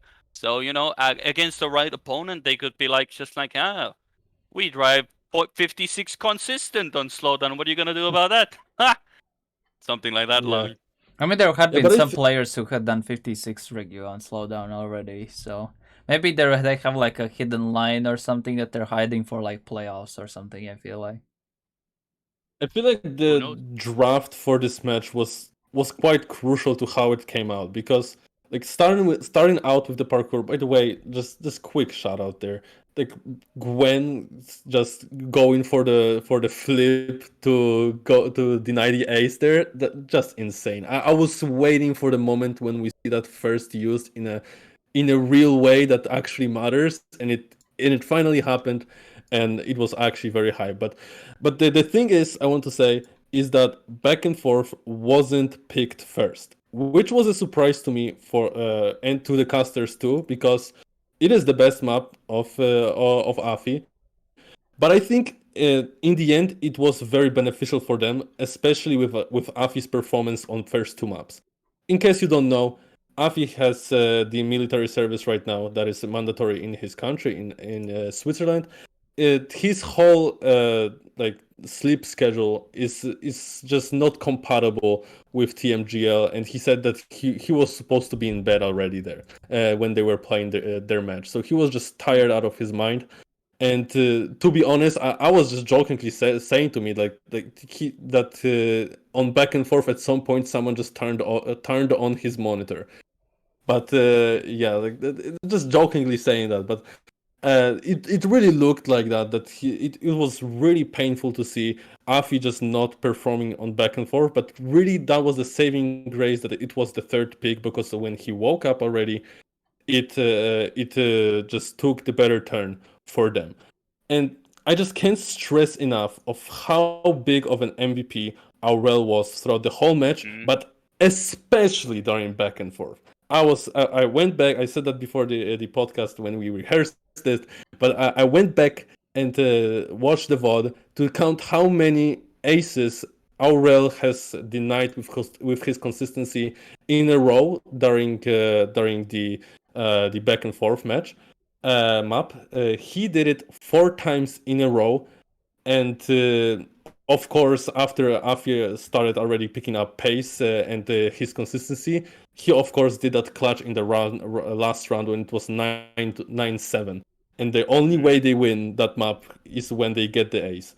So I think Aurel is just such an MVP of this map. I just cannot stress this enough, and I'm so hyped to see that, because last week he just lived in the shadow of Afi, and now he was the hero that saved the day, and I'm just so hyped to see that, and I really can't find words to describe it, because later he was still showing that, because Afi was not on top of this game at all. Like I think he was playing much better later, but he was still not on top of his game, and that was showing.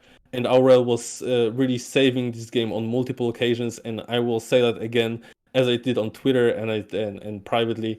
If it wasn't for Aurel on back and forth, it would be a quick 4-0, 4-0 for G1, and I believe that with my heart, like fully. Like there's no shot they would come back from that. That will be a 4-0 for G1, and people will be like, and people would start doubting BDS completely out after that. But now it's just it's comfort zone. 2-0 down, being down 2 maps. It's just comfort zone for BDS. It's master plan there. It's just master plan. It's crazy. It's crazy. And just circling back to the main point, I wanted to share that back and forth, picking that as a third map was saving grace for them, just because of that comeback and boost of motivation later. So maybe just to also say that it wasn't also the cleanest match for G1 also, because like Gwen later also was just out of it. Like at some point at some point in this match, he just all caps. We're losing Marcel. Marcel. Marcel, your What's mic? wrong? What's wrong? Are you losing? You me? went into full Mr. Roboto mode when you were saying about Gwen in full gaps.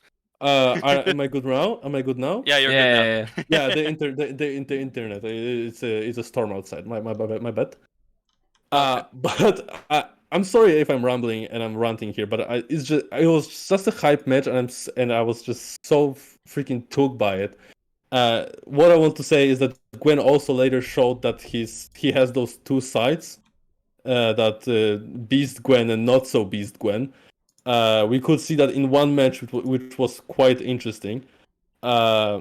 And yeah, he at some point in the match had to write in all caps. I don't know if it was to himself or what was that, but he just wrote focus in full caps in chat.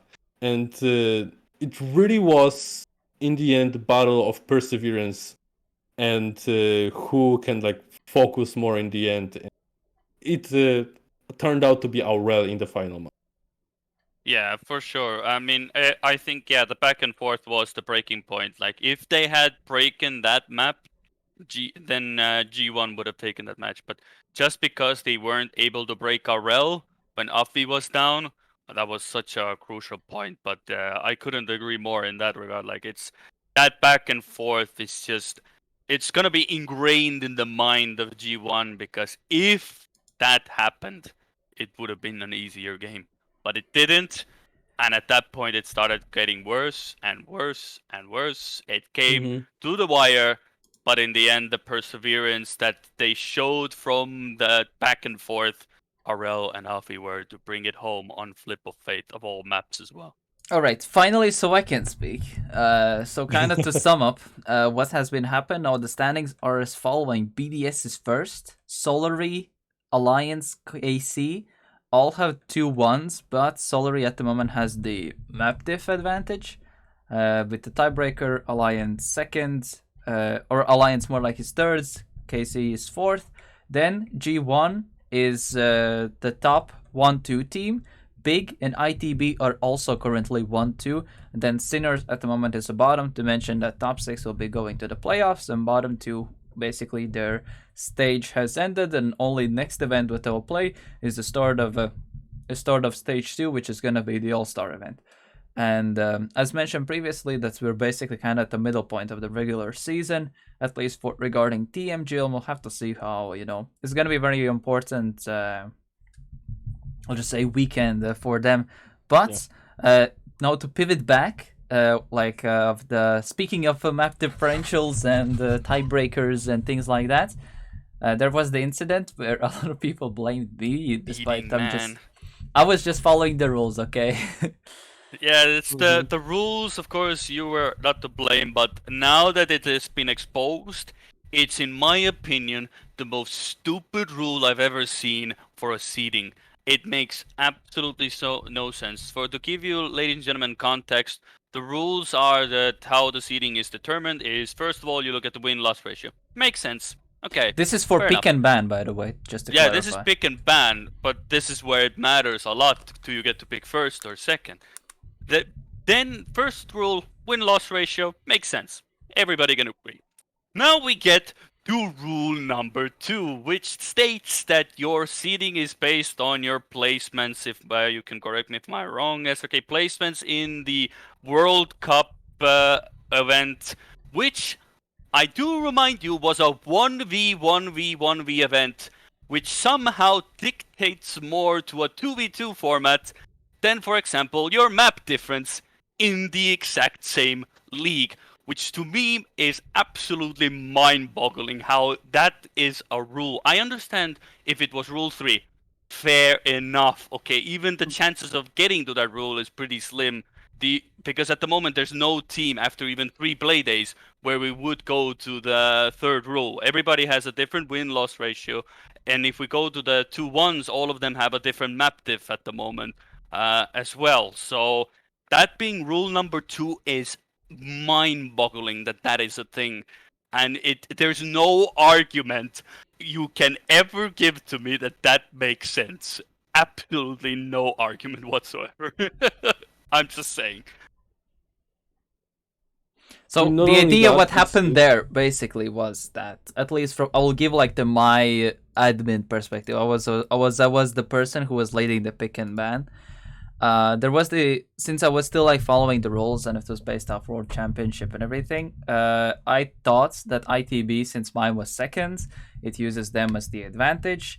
But actually, since Elcon did not play in the World Championship, actually then the advantage goes to KC. So that was the situation from my end where I made the mistake, and it kind of brought up then the point of the whole seeding situation there.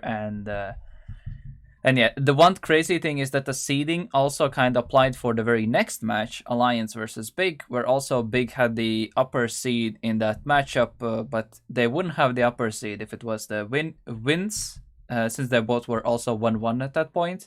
But Alliance had the also map differential advantage, but due to the previous results rule, Big had the upper advantage. So that's basically, and it started to cause a lot of confusion, especially from the scenes, but rules are rules, and that's how they were established, so I followed them, but it definitely made, let's just say, raise some eyebrows from some people, yeah. Yeah, of course, Big were aware of it, so it didn't matter for Big that much. Even I remember the in-game chat, I think I saw as well, like even Big knew this rule, so they were already aware that they're gonna be picking first. Alliance got a bit probably off guard by that. So did KC and ITB. Those 3 teams were absolutely unaware of this thing even being a thing, apparently, or at least maybe had forgotten about it, because to a normal human being, that makes absolutely no sense. To be honest. But then again, I'm not, of course, part of Nadeo, so to me, of course, I can say what I can logic to be logic, of course, but the rule is the rule, of course. But to me, it just doesn't make sense because it has no sort of relevance to the tournament or the format, especially since the format completely changed. So taking previous tournaments. Yeah, I and World personally would have preferred Championships- as well if it was like wins, then map differential, and then yeah. maybe Just maybe something, I don't know, some kind of I can't even think of what could be the news as the third seeding. Then. just so we're clear, because if it doesn't, if there will not be an adjustment to this rule, for next like stage, what will be brought into account? Will it be still this World Cup, or will it be the TMGR or All Stars? I feel like that will be the same rulebook because the rulebook is made for the entirety of the year, so it will kind of stay fixed most likely. But there is the rule within the rulebook that it can still be altered, and so we might see some adjustments happening here and there as well. Like for example, if you, I don't know, for example, the double elimination for top, if there's 8 teams or less for regionals, for example, is not present in the rulebook, but what it was a thing that was communicated with the teams as a potential scenario, for example. It has not been updated in the rulebook, but it is like a thing present, and I feel like there had been some like alterations already which are not being just up to date just yet, and I really hope so that it is done there, but so everyone is on the strict page. It's kind of hard to sometimes understand what's the truth. Where do you rely on? Is it the rulebook or some Discord message sometimes? And sometimes the rulebook is true, sometimes the Discord message is true, and it's I mean, It's yeah. confusing. So that is a bit interesting part. Of course, you have, of course, the arguments being made like, oh, this is going a bit nitpicking. You always had like people were saying like, why cannot we see who picked the map on the stream? Why isn't there a best time when we've had it sort of before? So there's a lot of The best nitpicking that time has been. thing, yeah. So for example, because the It- public records and hidden records is a thing. Also, that's Yeah, the but you can case, still and go by like the best rounds time. Like Yeah, but you can rounds even time. see it. Like you do a bit of research and you can already do it. And I'm sure like the API, if it was able to take like the best times from the online, the thing is like the maps have their own separate leaderboards. They still go to Trackmania.io, but they are on a separate leaderboard. So you could still pull it out from the API. So it's something that would be nice to have, especially for even casual viewer. You would see, okay, this is an ITB pick. Oh, I see that Gwen is on this map and he holds the best rounds time. So these little things would be nice to have.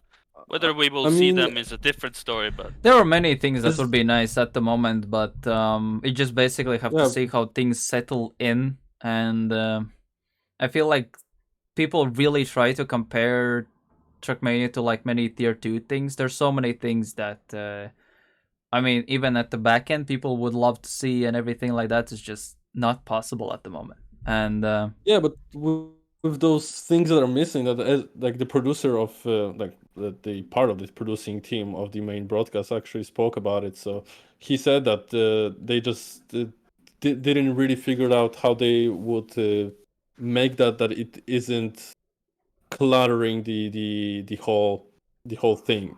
They're saying they're working on it, and they might be implementing that in the future, but for now they haven't figured out a way to put all of those mean- stuff just on the screen that is not chaotic and distracting. I mean, to me, like the pick thing, just put it next to the map. Literally, like you have space. Yeah, I get ITB pick.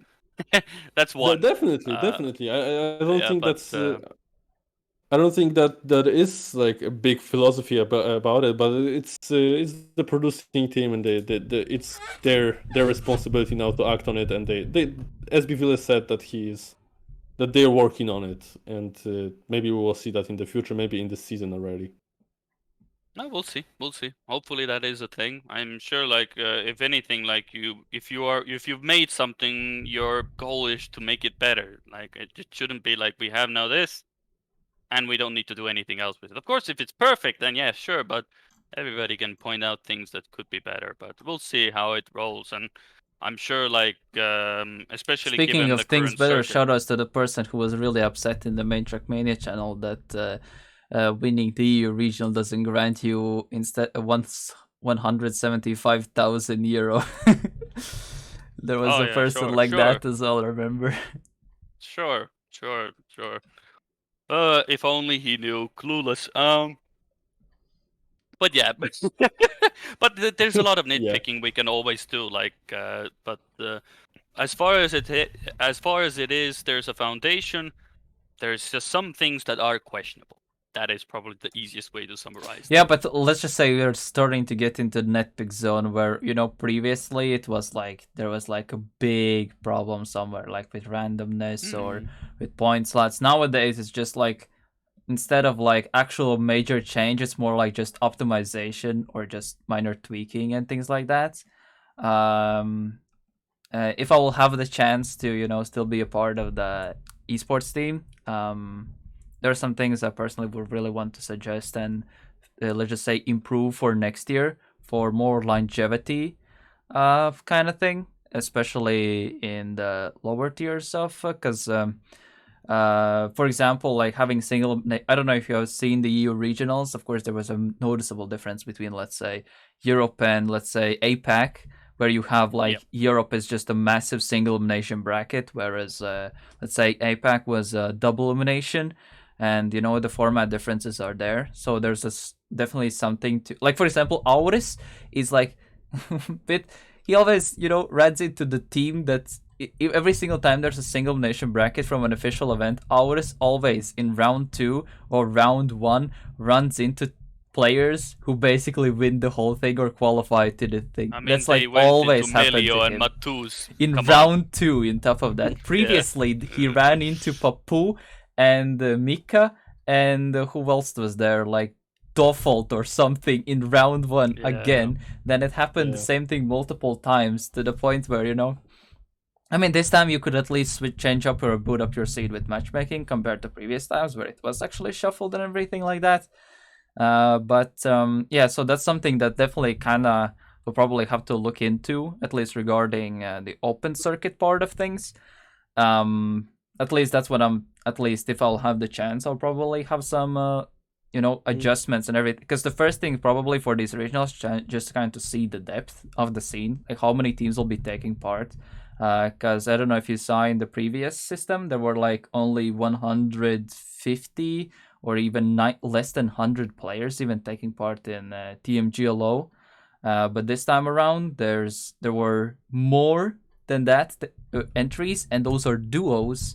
Like for example, for EU, there were 240 individual players who checked in for the regional. And there was the situation what we explained, so there could be an even way bigger number of players as well. Mm-hmm. And in total, there were like way bigger playing amounts already, and kind of have to see what you can do with those numbers, so it's still like the same playing ground for all regions, and so it's at least fair and players can get so basically it's so that the best teams still come out on top. Current format does do that. But there's still now like slowly Oryx are starting to get interested in the top regional teams, and to basically make it even worse to pick up like, I don't know, top 8 team even or something like that, to bring that value somehow. So that's something probably is to look into. But instead of blabbering, let's do a bit of quick predictions. We'll try to not chat a bit too long into this. So in this upcoming weekend, there are no regionals happening. We'll have Baltic League instead. Yeah, it's a bit of exciting content there. Yeah, it's a bit of a side project thing, but from my end. But yeah, there's gonna be Challenger and TMGL happening this weekend as well. So regionals will have the break, and so TMCL will have its second play day. So we'll kind of try to not discuss too much to keep it snappy. But so the first matchups. I want to rant about teams. Come on, let me again have a 30-minute rank about why Link is not good, like that kind of thing. No, right? I've already said why he's not good. He can prove me wrong. Yeah, I'm looking forward to now in 2 months when Creedy will be ranting about how Link will lose to, I don't know, Husoig and Ignite, for example.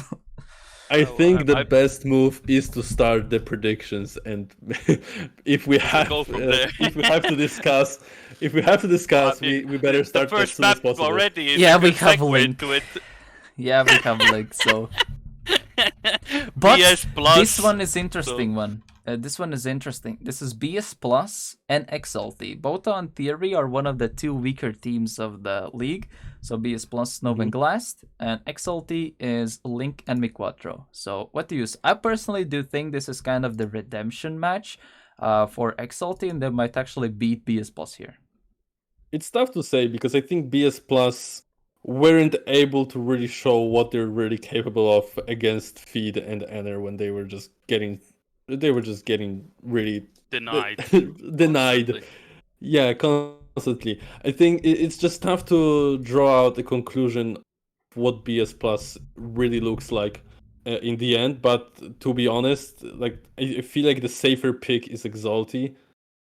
I am not locking my prediction in yet. I will let Creedy speak before I do. So you already know what my prediction is going to be. I know. Spoiler alert! It ain't Exalty. I want to hear the reasoning. I just have to think about it a little bit because I'm not really sure yet. To me, well, as I already alluded to, no spoilers now. My pick is PS Plus. A lot more convincing against Homyotsun, and the only reason PS Plus got denied because Homyotsun's pace individually was better and they had the same case where if Feed wasn't driving, Enner was, and they were able to deny those aces. And then in the rounds that Snow and Glass did make a mistake, then Feed and Enner were able to capitalize on it. But BS Plus definitely showed a lot more adversity against Homyotsun than Exalty showed against Easy Dream. And that's my reasoning behind it, because Easy Dream on paper should be an easier opponent than Exalti. In this case, should have been an easier opponent for Exalti than Homyotsun for BS Plus. But BS Plus gave a bigger fight for Homyotsun than I believe Exalti gave to Easy Dream. So now when I look at the comparison, to me BS Plus seemed more convincing given the opponents they had going into the next round. So that's why I have BS Plus taking it. It will be a closer match, definitely so. And I will believe that it will depend on what will be picked and banned. But to me at least, looking at the overall performance and the opponents they had, I have BS Plus taking it over Exalti. And this is again a disclaimer. This is not because Link is on the other team or Link is at Exalti. This is based purely on the fact that BS Plus had a much tougher opponent. They were able to give them a lot tougher competition, and Exalti went against Easy Dream, who we had concerns for, but we still picked Easy Dream to win, and they won 4-1, even being a lot more shakier, in my opinion, than BS Plus, to be honest. So that's my reasoning to going towards BS Plus than Exalti. I think what's tough about TMCL is that in comparison to TMGL, when we had two teams, two matches for every team, there were just twice as much data to go off of. And now we have just one match. It's tough to really figure out the whole hierarchy of which teams are stronger and which teams are weaker. Of course, there is some general idea, but overall, I think I would side with Greedy, and I would probably say that BS Plus is favored at least a little in this matchup, and I will bet on BS Plus. That's my prediction. Yeah, I can see BS Plus, but I will kind of still give a bit of chance for XLT here. So I will stay on XLT's side here for now. Definitely. Yeah, because even I am seeing Exalti can win this match, but just based on the previous opponent, it looks more convincing for BS Plus. But definitely Link and Miquatro were qualified for TMGL for a reason last season, and let's see if they can show it as well. But for now, BS Plus is my pick. But yeah, if I'm wrong, then we're looking forward to XLT playing against Damascus. But we'll see how that goes. Maybe we'll see playing against them in the All-Star match. So it doesn't mean that TMCL as well, but for sure.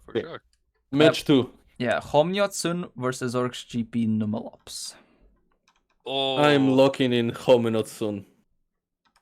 Kinda have to go with Homyotsun, because Feed and Enter maybe constantly switching the MVP spot in every map, basically, but it's kind of hard to go against them given how fast they were, and especially when Orcs Numalops struggled. Well, I wouldn't say struggled is a right word. Took their time taking care of Schweineheim Esports. Of course, a very good surprise because we all went Schweineheim for the consistency, but Complex definitely gave us a good surprise in a very good way with his pace alongside Panda, who we praised as well.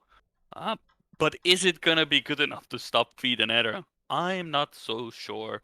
I feel like Feed and Eder are just that notch above Complex and Panda as a duo. To be honest, in my opinion, if people are saying about Alternate Attacks and Sprout that they are the top 2 teams, but I feel like Homyotsun are kind of excluded from that discussion. I think they're contender. They are a contender to be there. Well, they are a top with 2 with Attacks and Sprout, and they definitely are showing this for now. And I think they will keep on surprising. And when they get to those matchups against Sprout and Attacks, I think those will be close matches. But of course, it is not for this week against Orcs and Malops. I think it's just Homyotsun. It will be like 4-1. Maybe shaky on some maps sometimes, but I think it will be like a 4-1 for Homyotsun. It's I kind of favor Homyotsun.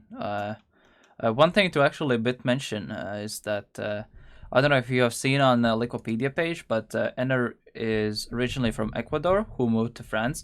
So in theory, this is the only American player Yeah. in Yeah. in like with some TMCL. quotes, yeah, in TMCL. NA is relevant. No, it's not the Nate. He's from. No, I'm just kidding. No, it's just But yeah, Ecuadorian French player to be exact. That's something funny. Like I did the interview with Neil, and the quote from him was, "The Trackmania is not ending on Europe." And everyone in comments is like, "Have you heard of Carl Jr. and Mada?" And I'm like, "Okay, those are exceptions." Okay. I mean, Exactly. NR Those are as well. There exceptions. is the, but yeah, it's like Yeah. Yeah. he moved to there. Like he moved to France when he was younger, so. So he still has the nationality of it, but I can't believe all of us touched our head at the same time. Yeah, it's fine. It's so- Fine. it's getting It's hilarious. synchronized. It's alright. You know, We it's had a the hive mind. situation in- Trackmania is what it is. We had the situation Yeah. like before we tested out as well. But yeah, anyway, so yeah, basically all of us are favoring Hamnyotsun. Next round, Yeah. Sure. next match, I feel like it's gonna be for me one of the more. For me this feels like the match of the day vibe. Easy Dream versus Sprout. Sprout is the team with a very potential peak, but a pretty sketchy low. At the same time, they're playing against a duo that is competitively motivated as well. As Marcel said as well, that Worker didn't had the best day one. And we'll have to see how it goes here, and also how it looks for Scrappy and Dexter or Sprout, because in my opinion, Yeah. Easy Dream is kind of the 4-5-3 team. I see them in the league, and if they can't get past this, they're basically in the bottom in my eyes. But there's still, this is just a start. We don't have that much. We have only just one playdate to base it off. And I feel like this is already kind of, like that first match give me vibes of. I feel like Sprout is just not that consistent. They can be fast, but their consistency is not is the one that's really drags them down so far. Another tidbit of info I got. Another tidbit of info I got from Worker in that interview. So you've got another teaser. Is that he said that they kind of knew what Exalti will be going for which map picks and stuff like that. They were preparing especially for Exalti and on a like a smaller sample size of maps. Like they were not preparing on all the maps as much as they should have, and that argument works both ways. One is that they will now be more prepared on a bigger array of maps, so they might be looking just over a little better. But it also works that way that they were also kind of struggling sometimes against Exalti, even though they were practicing especially for them for their map picks. So I will kind of take that on more positive side, that they will be more overall prepared, and I hope with a little bit bigger confidence in their driving. It's tough. I don't know if it's I don't know how to call it. I mean, Sprout was like favorite so much at the beginning, and now they kind of showed against alternate attack that it's mostly the talk for now. I hope they will show more next week, but for now, I will just risk it with easy, and I'm gonna say that they're gonna take it probably in a close match like 4-3. I'm gonna say like easy. Yeah, it's very hard to make a convincing case. It's the Sprout have that own. We've seen it from Scrappy in TMGL as well, where he has the pace, but it's just the consistency is where he lacks. And now he has Texter as well, who seems to be at the moment having that same issue. They both, when you look at the times online, they seem to have the pace, of course, but and I'm sure they have faster times of flying, but the consistency seems to be the biggest cause of trouble for teams, at least. And if Sprout is having that, then again, Easy Dream didn't look had these consistency issues as well. There were a lot of mistakes still happening for Easy Dream, but it's very hard to pick in this case as well. But do you go with Sprout and expect that Scrappy and Dexter have figured out the issues that they've had and they can show up more, or will Easy Dream be able to roll again from that pretty relatively nice win against Exalti and continue that against Sprout? Because if they do their preparations right, then I'm sure they can give a run for their money. But for now, at least, I have to go with Easy Dream as well because unless they prove us wrong, the inconsistency is going to be a very terrible thing, and that's one thing you cannot have.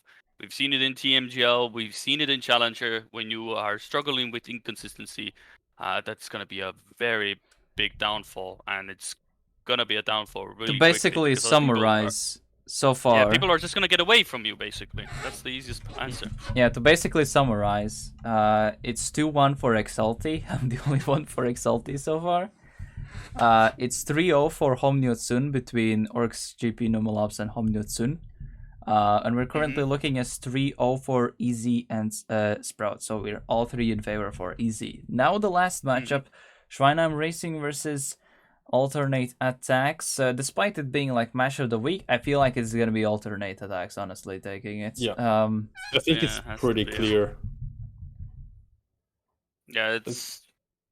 I don't really know where to go. With Schweinheim struggled against Orcs Numelops, and now they're gonna go against Alternate Attacks, which is Vosan and Skandir, who looked very confident in what they played. Yeah, for the first two as maps, they were definitely very like still getting groove of things, to getting used to. Oh, this is like a new thing. But starting map 3, which was back and forth, slowdown and freestyle, they completely went, okay, we got this kind of thing, and just 10-4, 10-5. It's basically every single round was victory for them. Basically, there were not that many rounds which even Sprout got, and they basically not really dominant swept. Like Homnyotsun versus BS Plus first map kind of swept, which was 12-0, but still they got like victories for the most cases with an ace on the side. I think there was only one round that they lost, or everything else was draws, and that's basically how that match ends. And I feel like Alternate Attacks, if they can play with the same rate and the same style against Schweinheim, I feel like they can take it easily, and I feel like the stars to solidify Alternate Attacks and Homnyotsu for me is easy 1-2 in Challenger. It was only one basically play day, but it really starts to set in that they're like the clear top two in this, and I feel like it's gonna be very interesting to watch how these two teams will then stack up against TMGL teams in the All-Star, and it's gonna make it, at least for me, it's gonna be exciting matchup because I've always liked these underdog moments. Either it's in Rocket League when I'm like trying to root for regions like APAC, OC, SAM, or in League of Legends when I'm like rooting for like org leagues like TCL, LLA. Like I want to see like the Up luck. Yeah, it's but when that happens, it's so rewarding.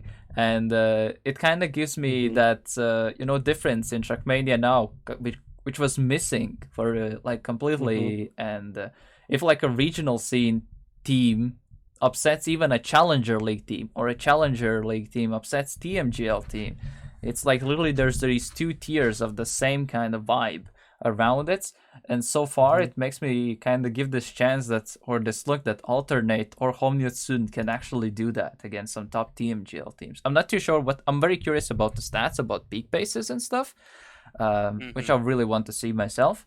But the way how their rounds performance was like, at least on just those 3 maps or on the first play day, it makes me really like looking forward to those kind of events. And when they will get closer, I feel like predictions for those things is just gonna be wild and really, really fun all around. And and coming back like quickly to the matchup at hand, because I haven't set my prediction yet. Although it's pretty clear, I think it would be Alternate Attacks.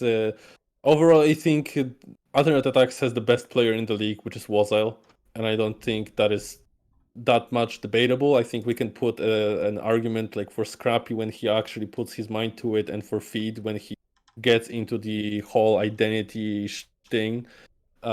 Shtick, but overall, I think Wazile is the best in the league, and Skander is not that far off on that ranking too. And they will probably end up as the first as the best team in the league, and Schweinheim, I just don't see the same strength yet, so I'm just gonna go quick win for full alternate attacks. Mm-hmm.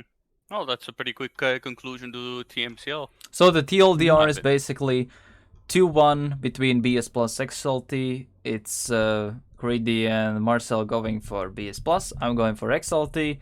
Between Orcs, GP, Numalops, and Homnetsun. All three of us going for Homnetsun. Then the next match, Easy Dream versus Sprout. All of us going for Easy Dream. And then between Schweinheim and Alternate Attacks is basically all of us going for Alternate Attacks.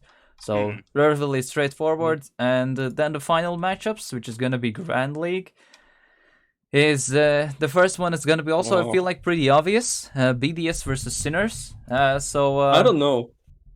I'm gonna start it up with I don't know, because I think there is another week of military service for Afi, and if he's gonna come in with the same vibe that he started in with against G1, and Sinners come with the same thing that they came the same thing that they came in against Solari, or even better after another week of practice, we might be in for a surprise. I don't think that it's as clear cut. I would still favor BDS in that matchup, but overall the outside factors that are the military service and stuff like that, I don't think it is as clear cut.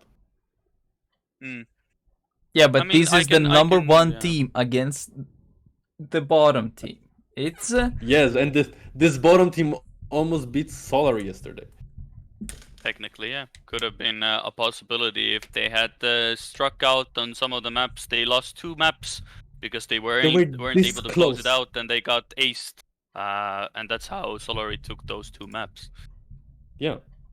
Yeah, it's gonna be pretty crazy if Sinners does make an upset. I do still leech on. Imagine BDS lost to Sinners. The first loss they get is to Sinners, then it opens up all the floodgates. Yeah. I still do think that BDS will take this one for me. Not 100%, but like 80%, I would say. I'm still going for BDS for sure, but Yeah. I just want to set the expectations differently than it would be normally, because I think Sinners can surprise. All right. Yeah, so definitely. That was kind of quick, so that's kind of what I want to keep it a bit snappy just to wrap it up. Then the next one is KC and Big. Personally, I want to leech on, I want to go to KC's side. KC was starting to step up their game. Big is still a bit like this all over the place. I can see a world where Big wins. I can see a universe where KC wins. But I feel like I kind of want to... I feel more confidence in KC in this matchup. I don't know. To be honest, I think it kind of depends if Massa will be on form in this matchup. Because we've seen already K-Corp has improved themselves. I think without the broken pedals and stuff like that, Big also shown that they can also do damage. But yeah, I think Massa just has to be more consistent on those maps and just not give as many mistakes as he did against Alliance, because when that happens, I think it can be closer. It can be even closer than it already is. But for now, I would probably bet on Keiko. But I have like a feeling that Creedy is going to go for a coin flip for Big. Well, I mean, the thing about Big is like clearly Massa is the mastermind as well, and on stream he was already watching KC versus ITB match as well to study as well. So I feel like whoever gets the favored map pick is going to be the winner. And when I've looked at the map pool as well for the teams, when we look at KC and Big, it is the case where their map pools are very different.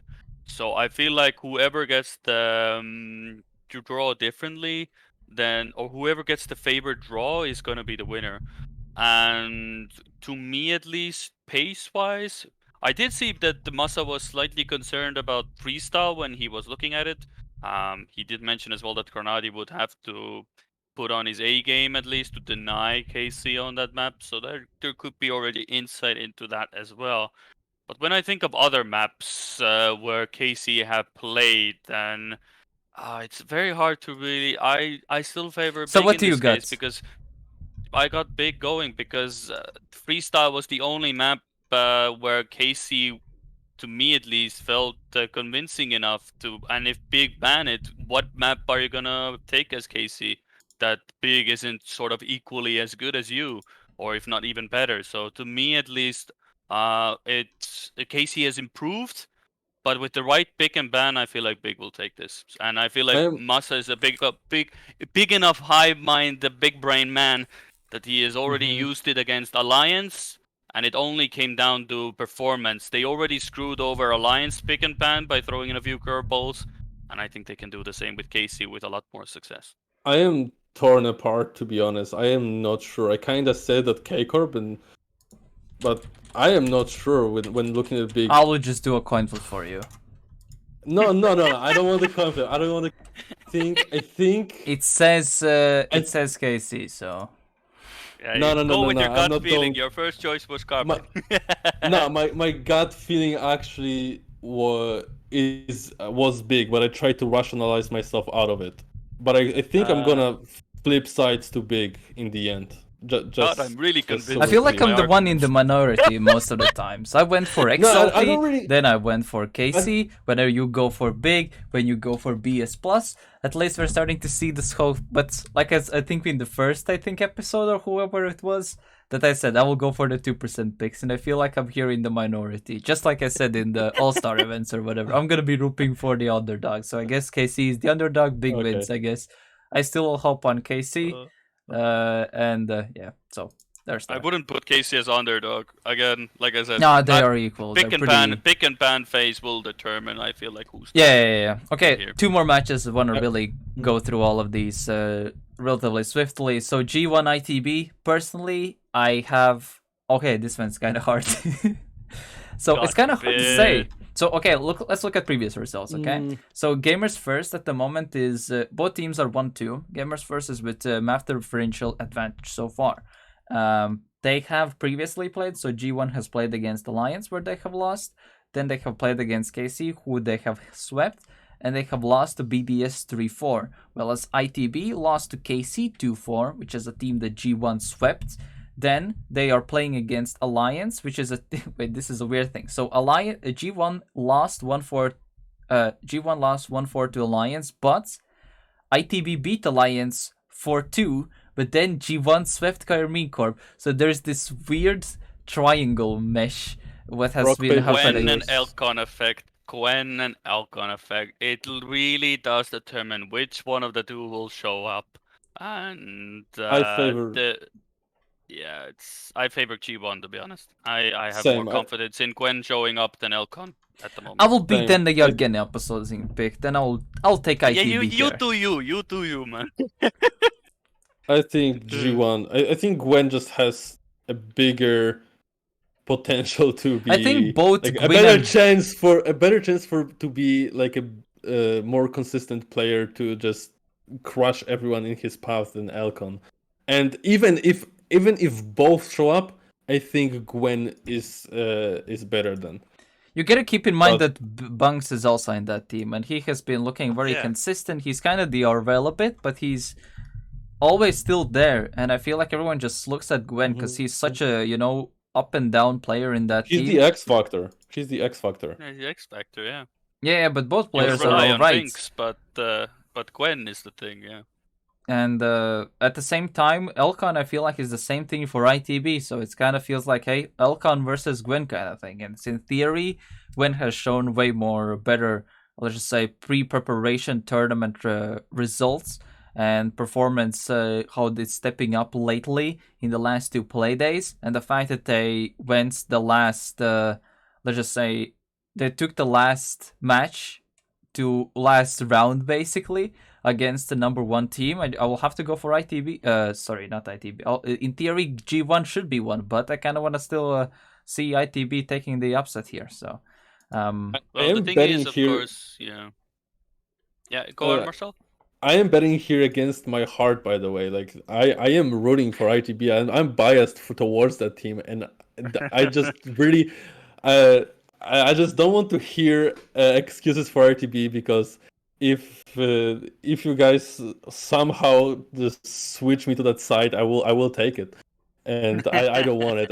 I think G1 will take it, and I just to be sure I won't switch. I'm saying that I'm locking that in, because I think that's more consistent. That has a bigger chance of being the truth. But yeah, I mean, that's yeah. just what I wanted to say. Because I don't want to be switched to ITB in the end. Yeah, well, I mean, if anything, what we're gonna get out of that match is gonna be a proper duel on Gyroscope, the two best teams on Gyroscope. So now If the Gyroscope curious is part banned, is, then yeah, Exactly. it's a massive shame.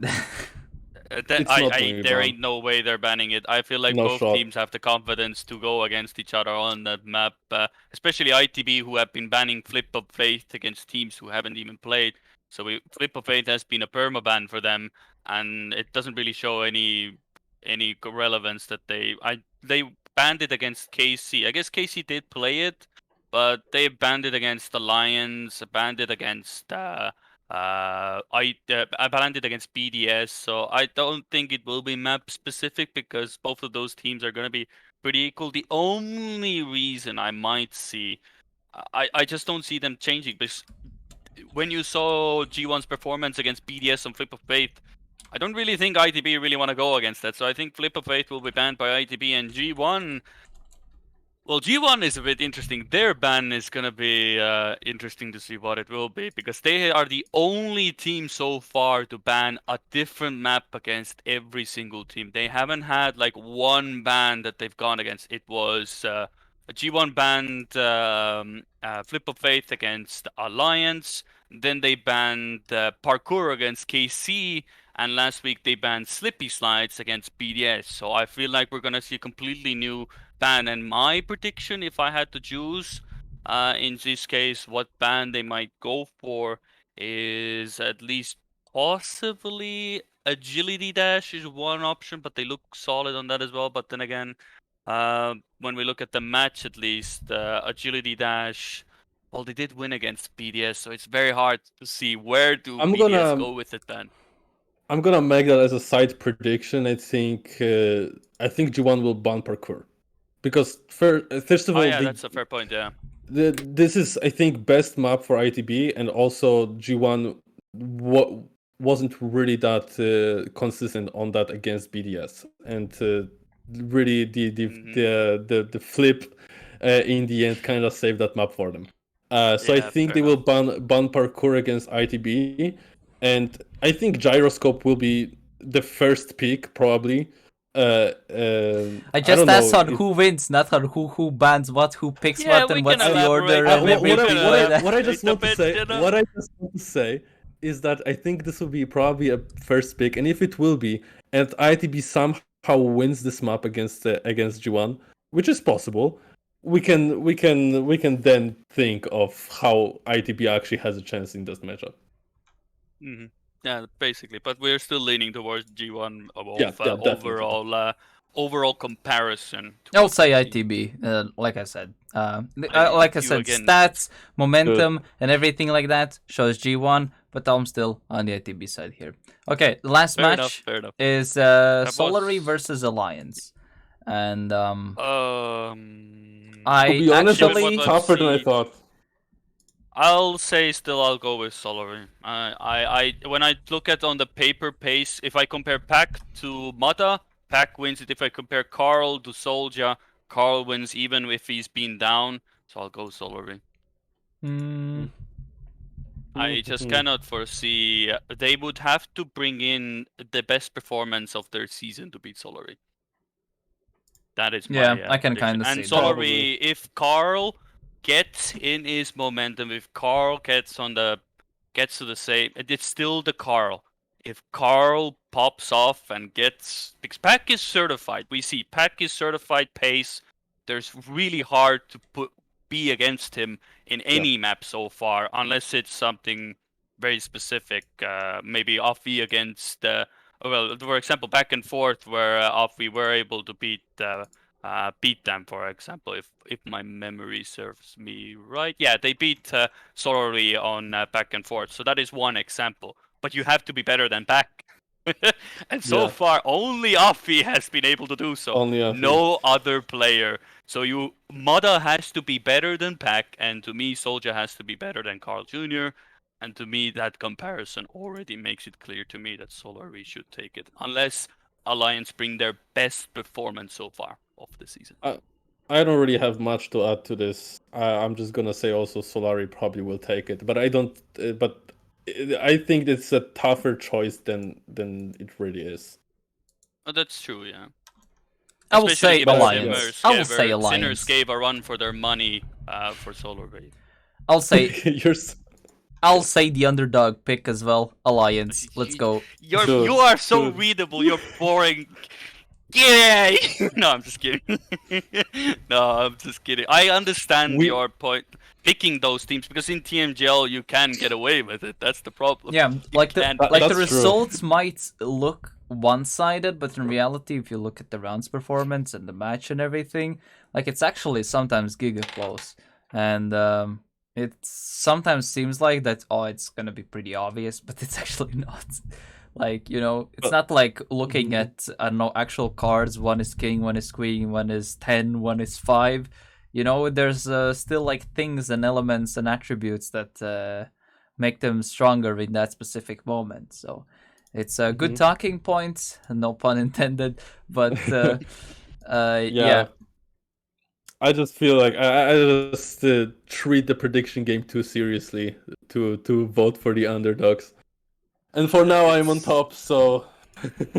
when they're gonna be... My spicier picks have proven me wrong, but they were so close that I'm still, I have that hopium that going for the mastermind, I have Excel spreadsheet kind of predictions. So far, technically, almost has paid off even better than just going with your gut feeling, but I was just this close. I'll just say, when we're going to be closing in on the All-Stars tournament or the TMCL relegation tournament, I'm going to be having the weirdest stakes that you'll ever hear. I'll just say. I mean, we'll have to see who gets there first, then we'll see the stakes. I'm sure I will join in you on that as well. Yeah, I'm going to be definitely rooting for Le Fish fan club against BDS or something. Good luck with that one. Yeah. All right, I'll eat a hat if that happens. Yeah, we'll have to see how that region develops, because we'll see. Love to see like more new teams in the regionals as well, especially the smaller scenes where a 1 or 2 new teams can literally switch up the entire format.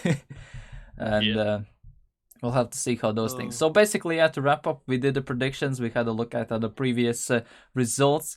We talked about what are the bonuses of Trackmania, let's just say, in this specific time period, as Tier 1 esports are having, let's just say, not the best situation right now. And one of the reasons why also there's getting why are people actually or scoping out against some regional duos. So if you want to check it out, you can go back into the vault, check it out. Also on the YouTube, there's gonna be like clips made of some specific topics as a concentrated segment as well. And there's gonna be a bit of a wrap up for this episode of TalkPoint podcast. It has been me. It was mainly Creedy and Marcel talking because they were like giga invested on who. Like, it's actually crazy how you went into the predictions on who will ban each map and who will pick it and in what order. It's actually kind of ridiculous. I can. Technically, I could make it a segment. I have all the stats. Like, I know exactly who picks what. When is it usually picked, that map? How likely it is to be banned? How likely is it to be picked? How many times it has been left as the decider pick?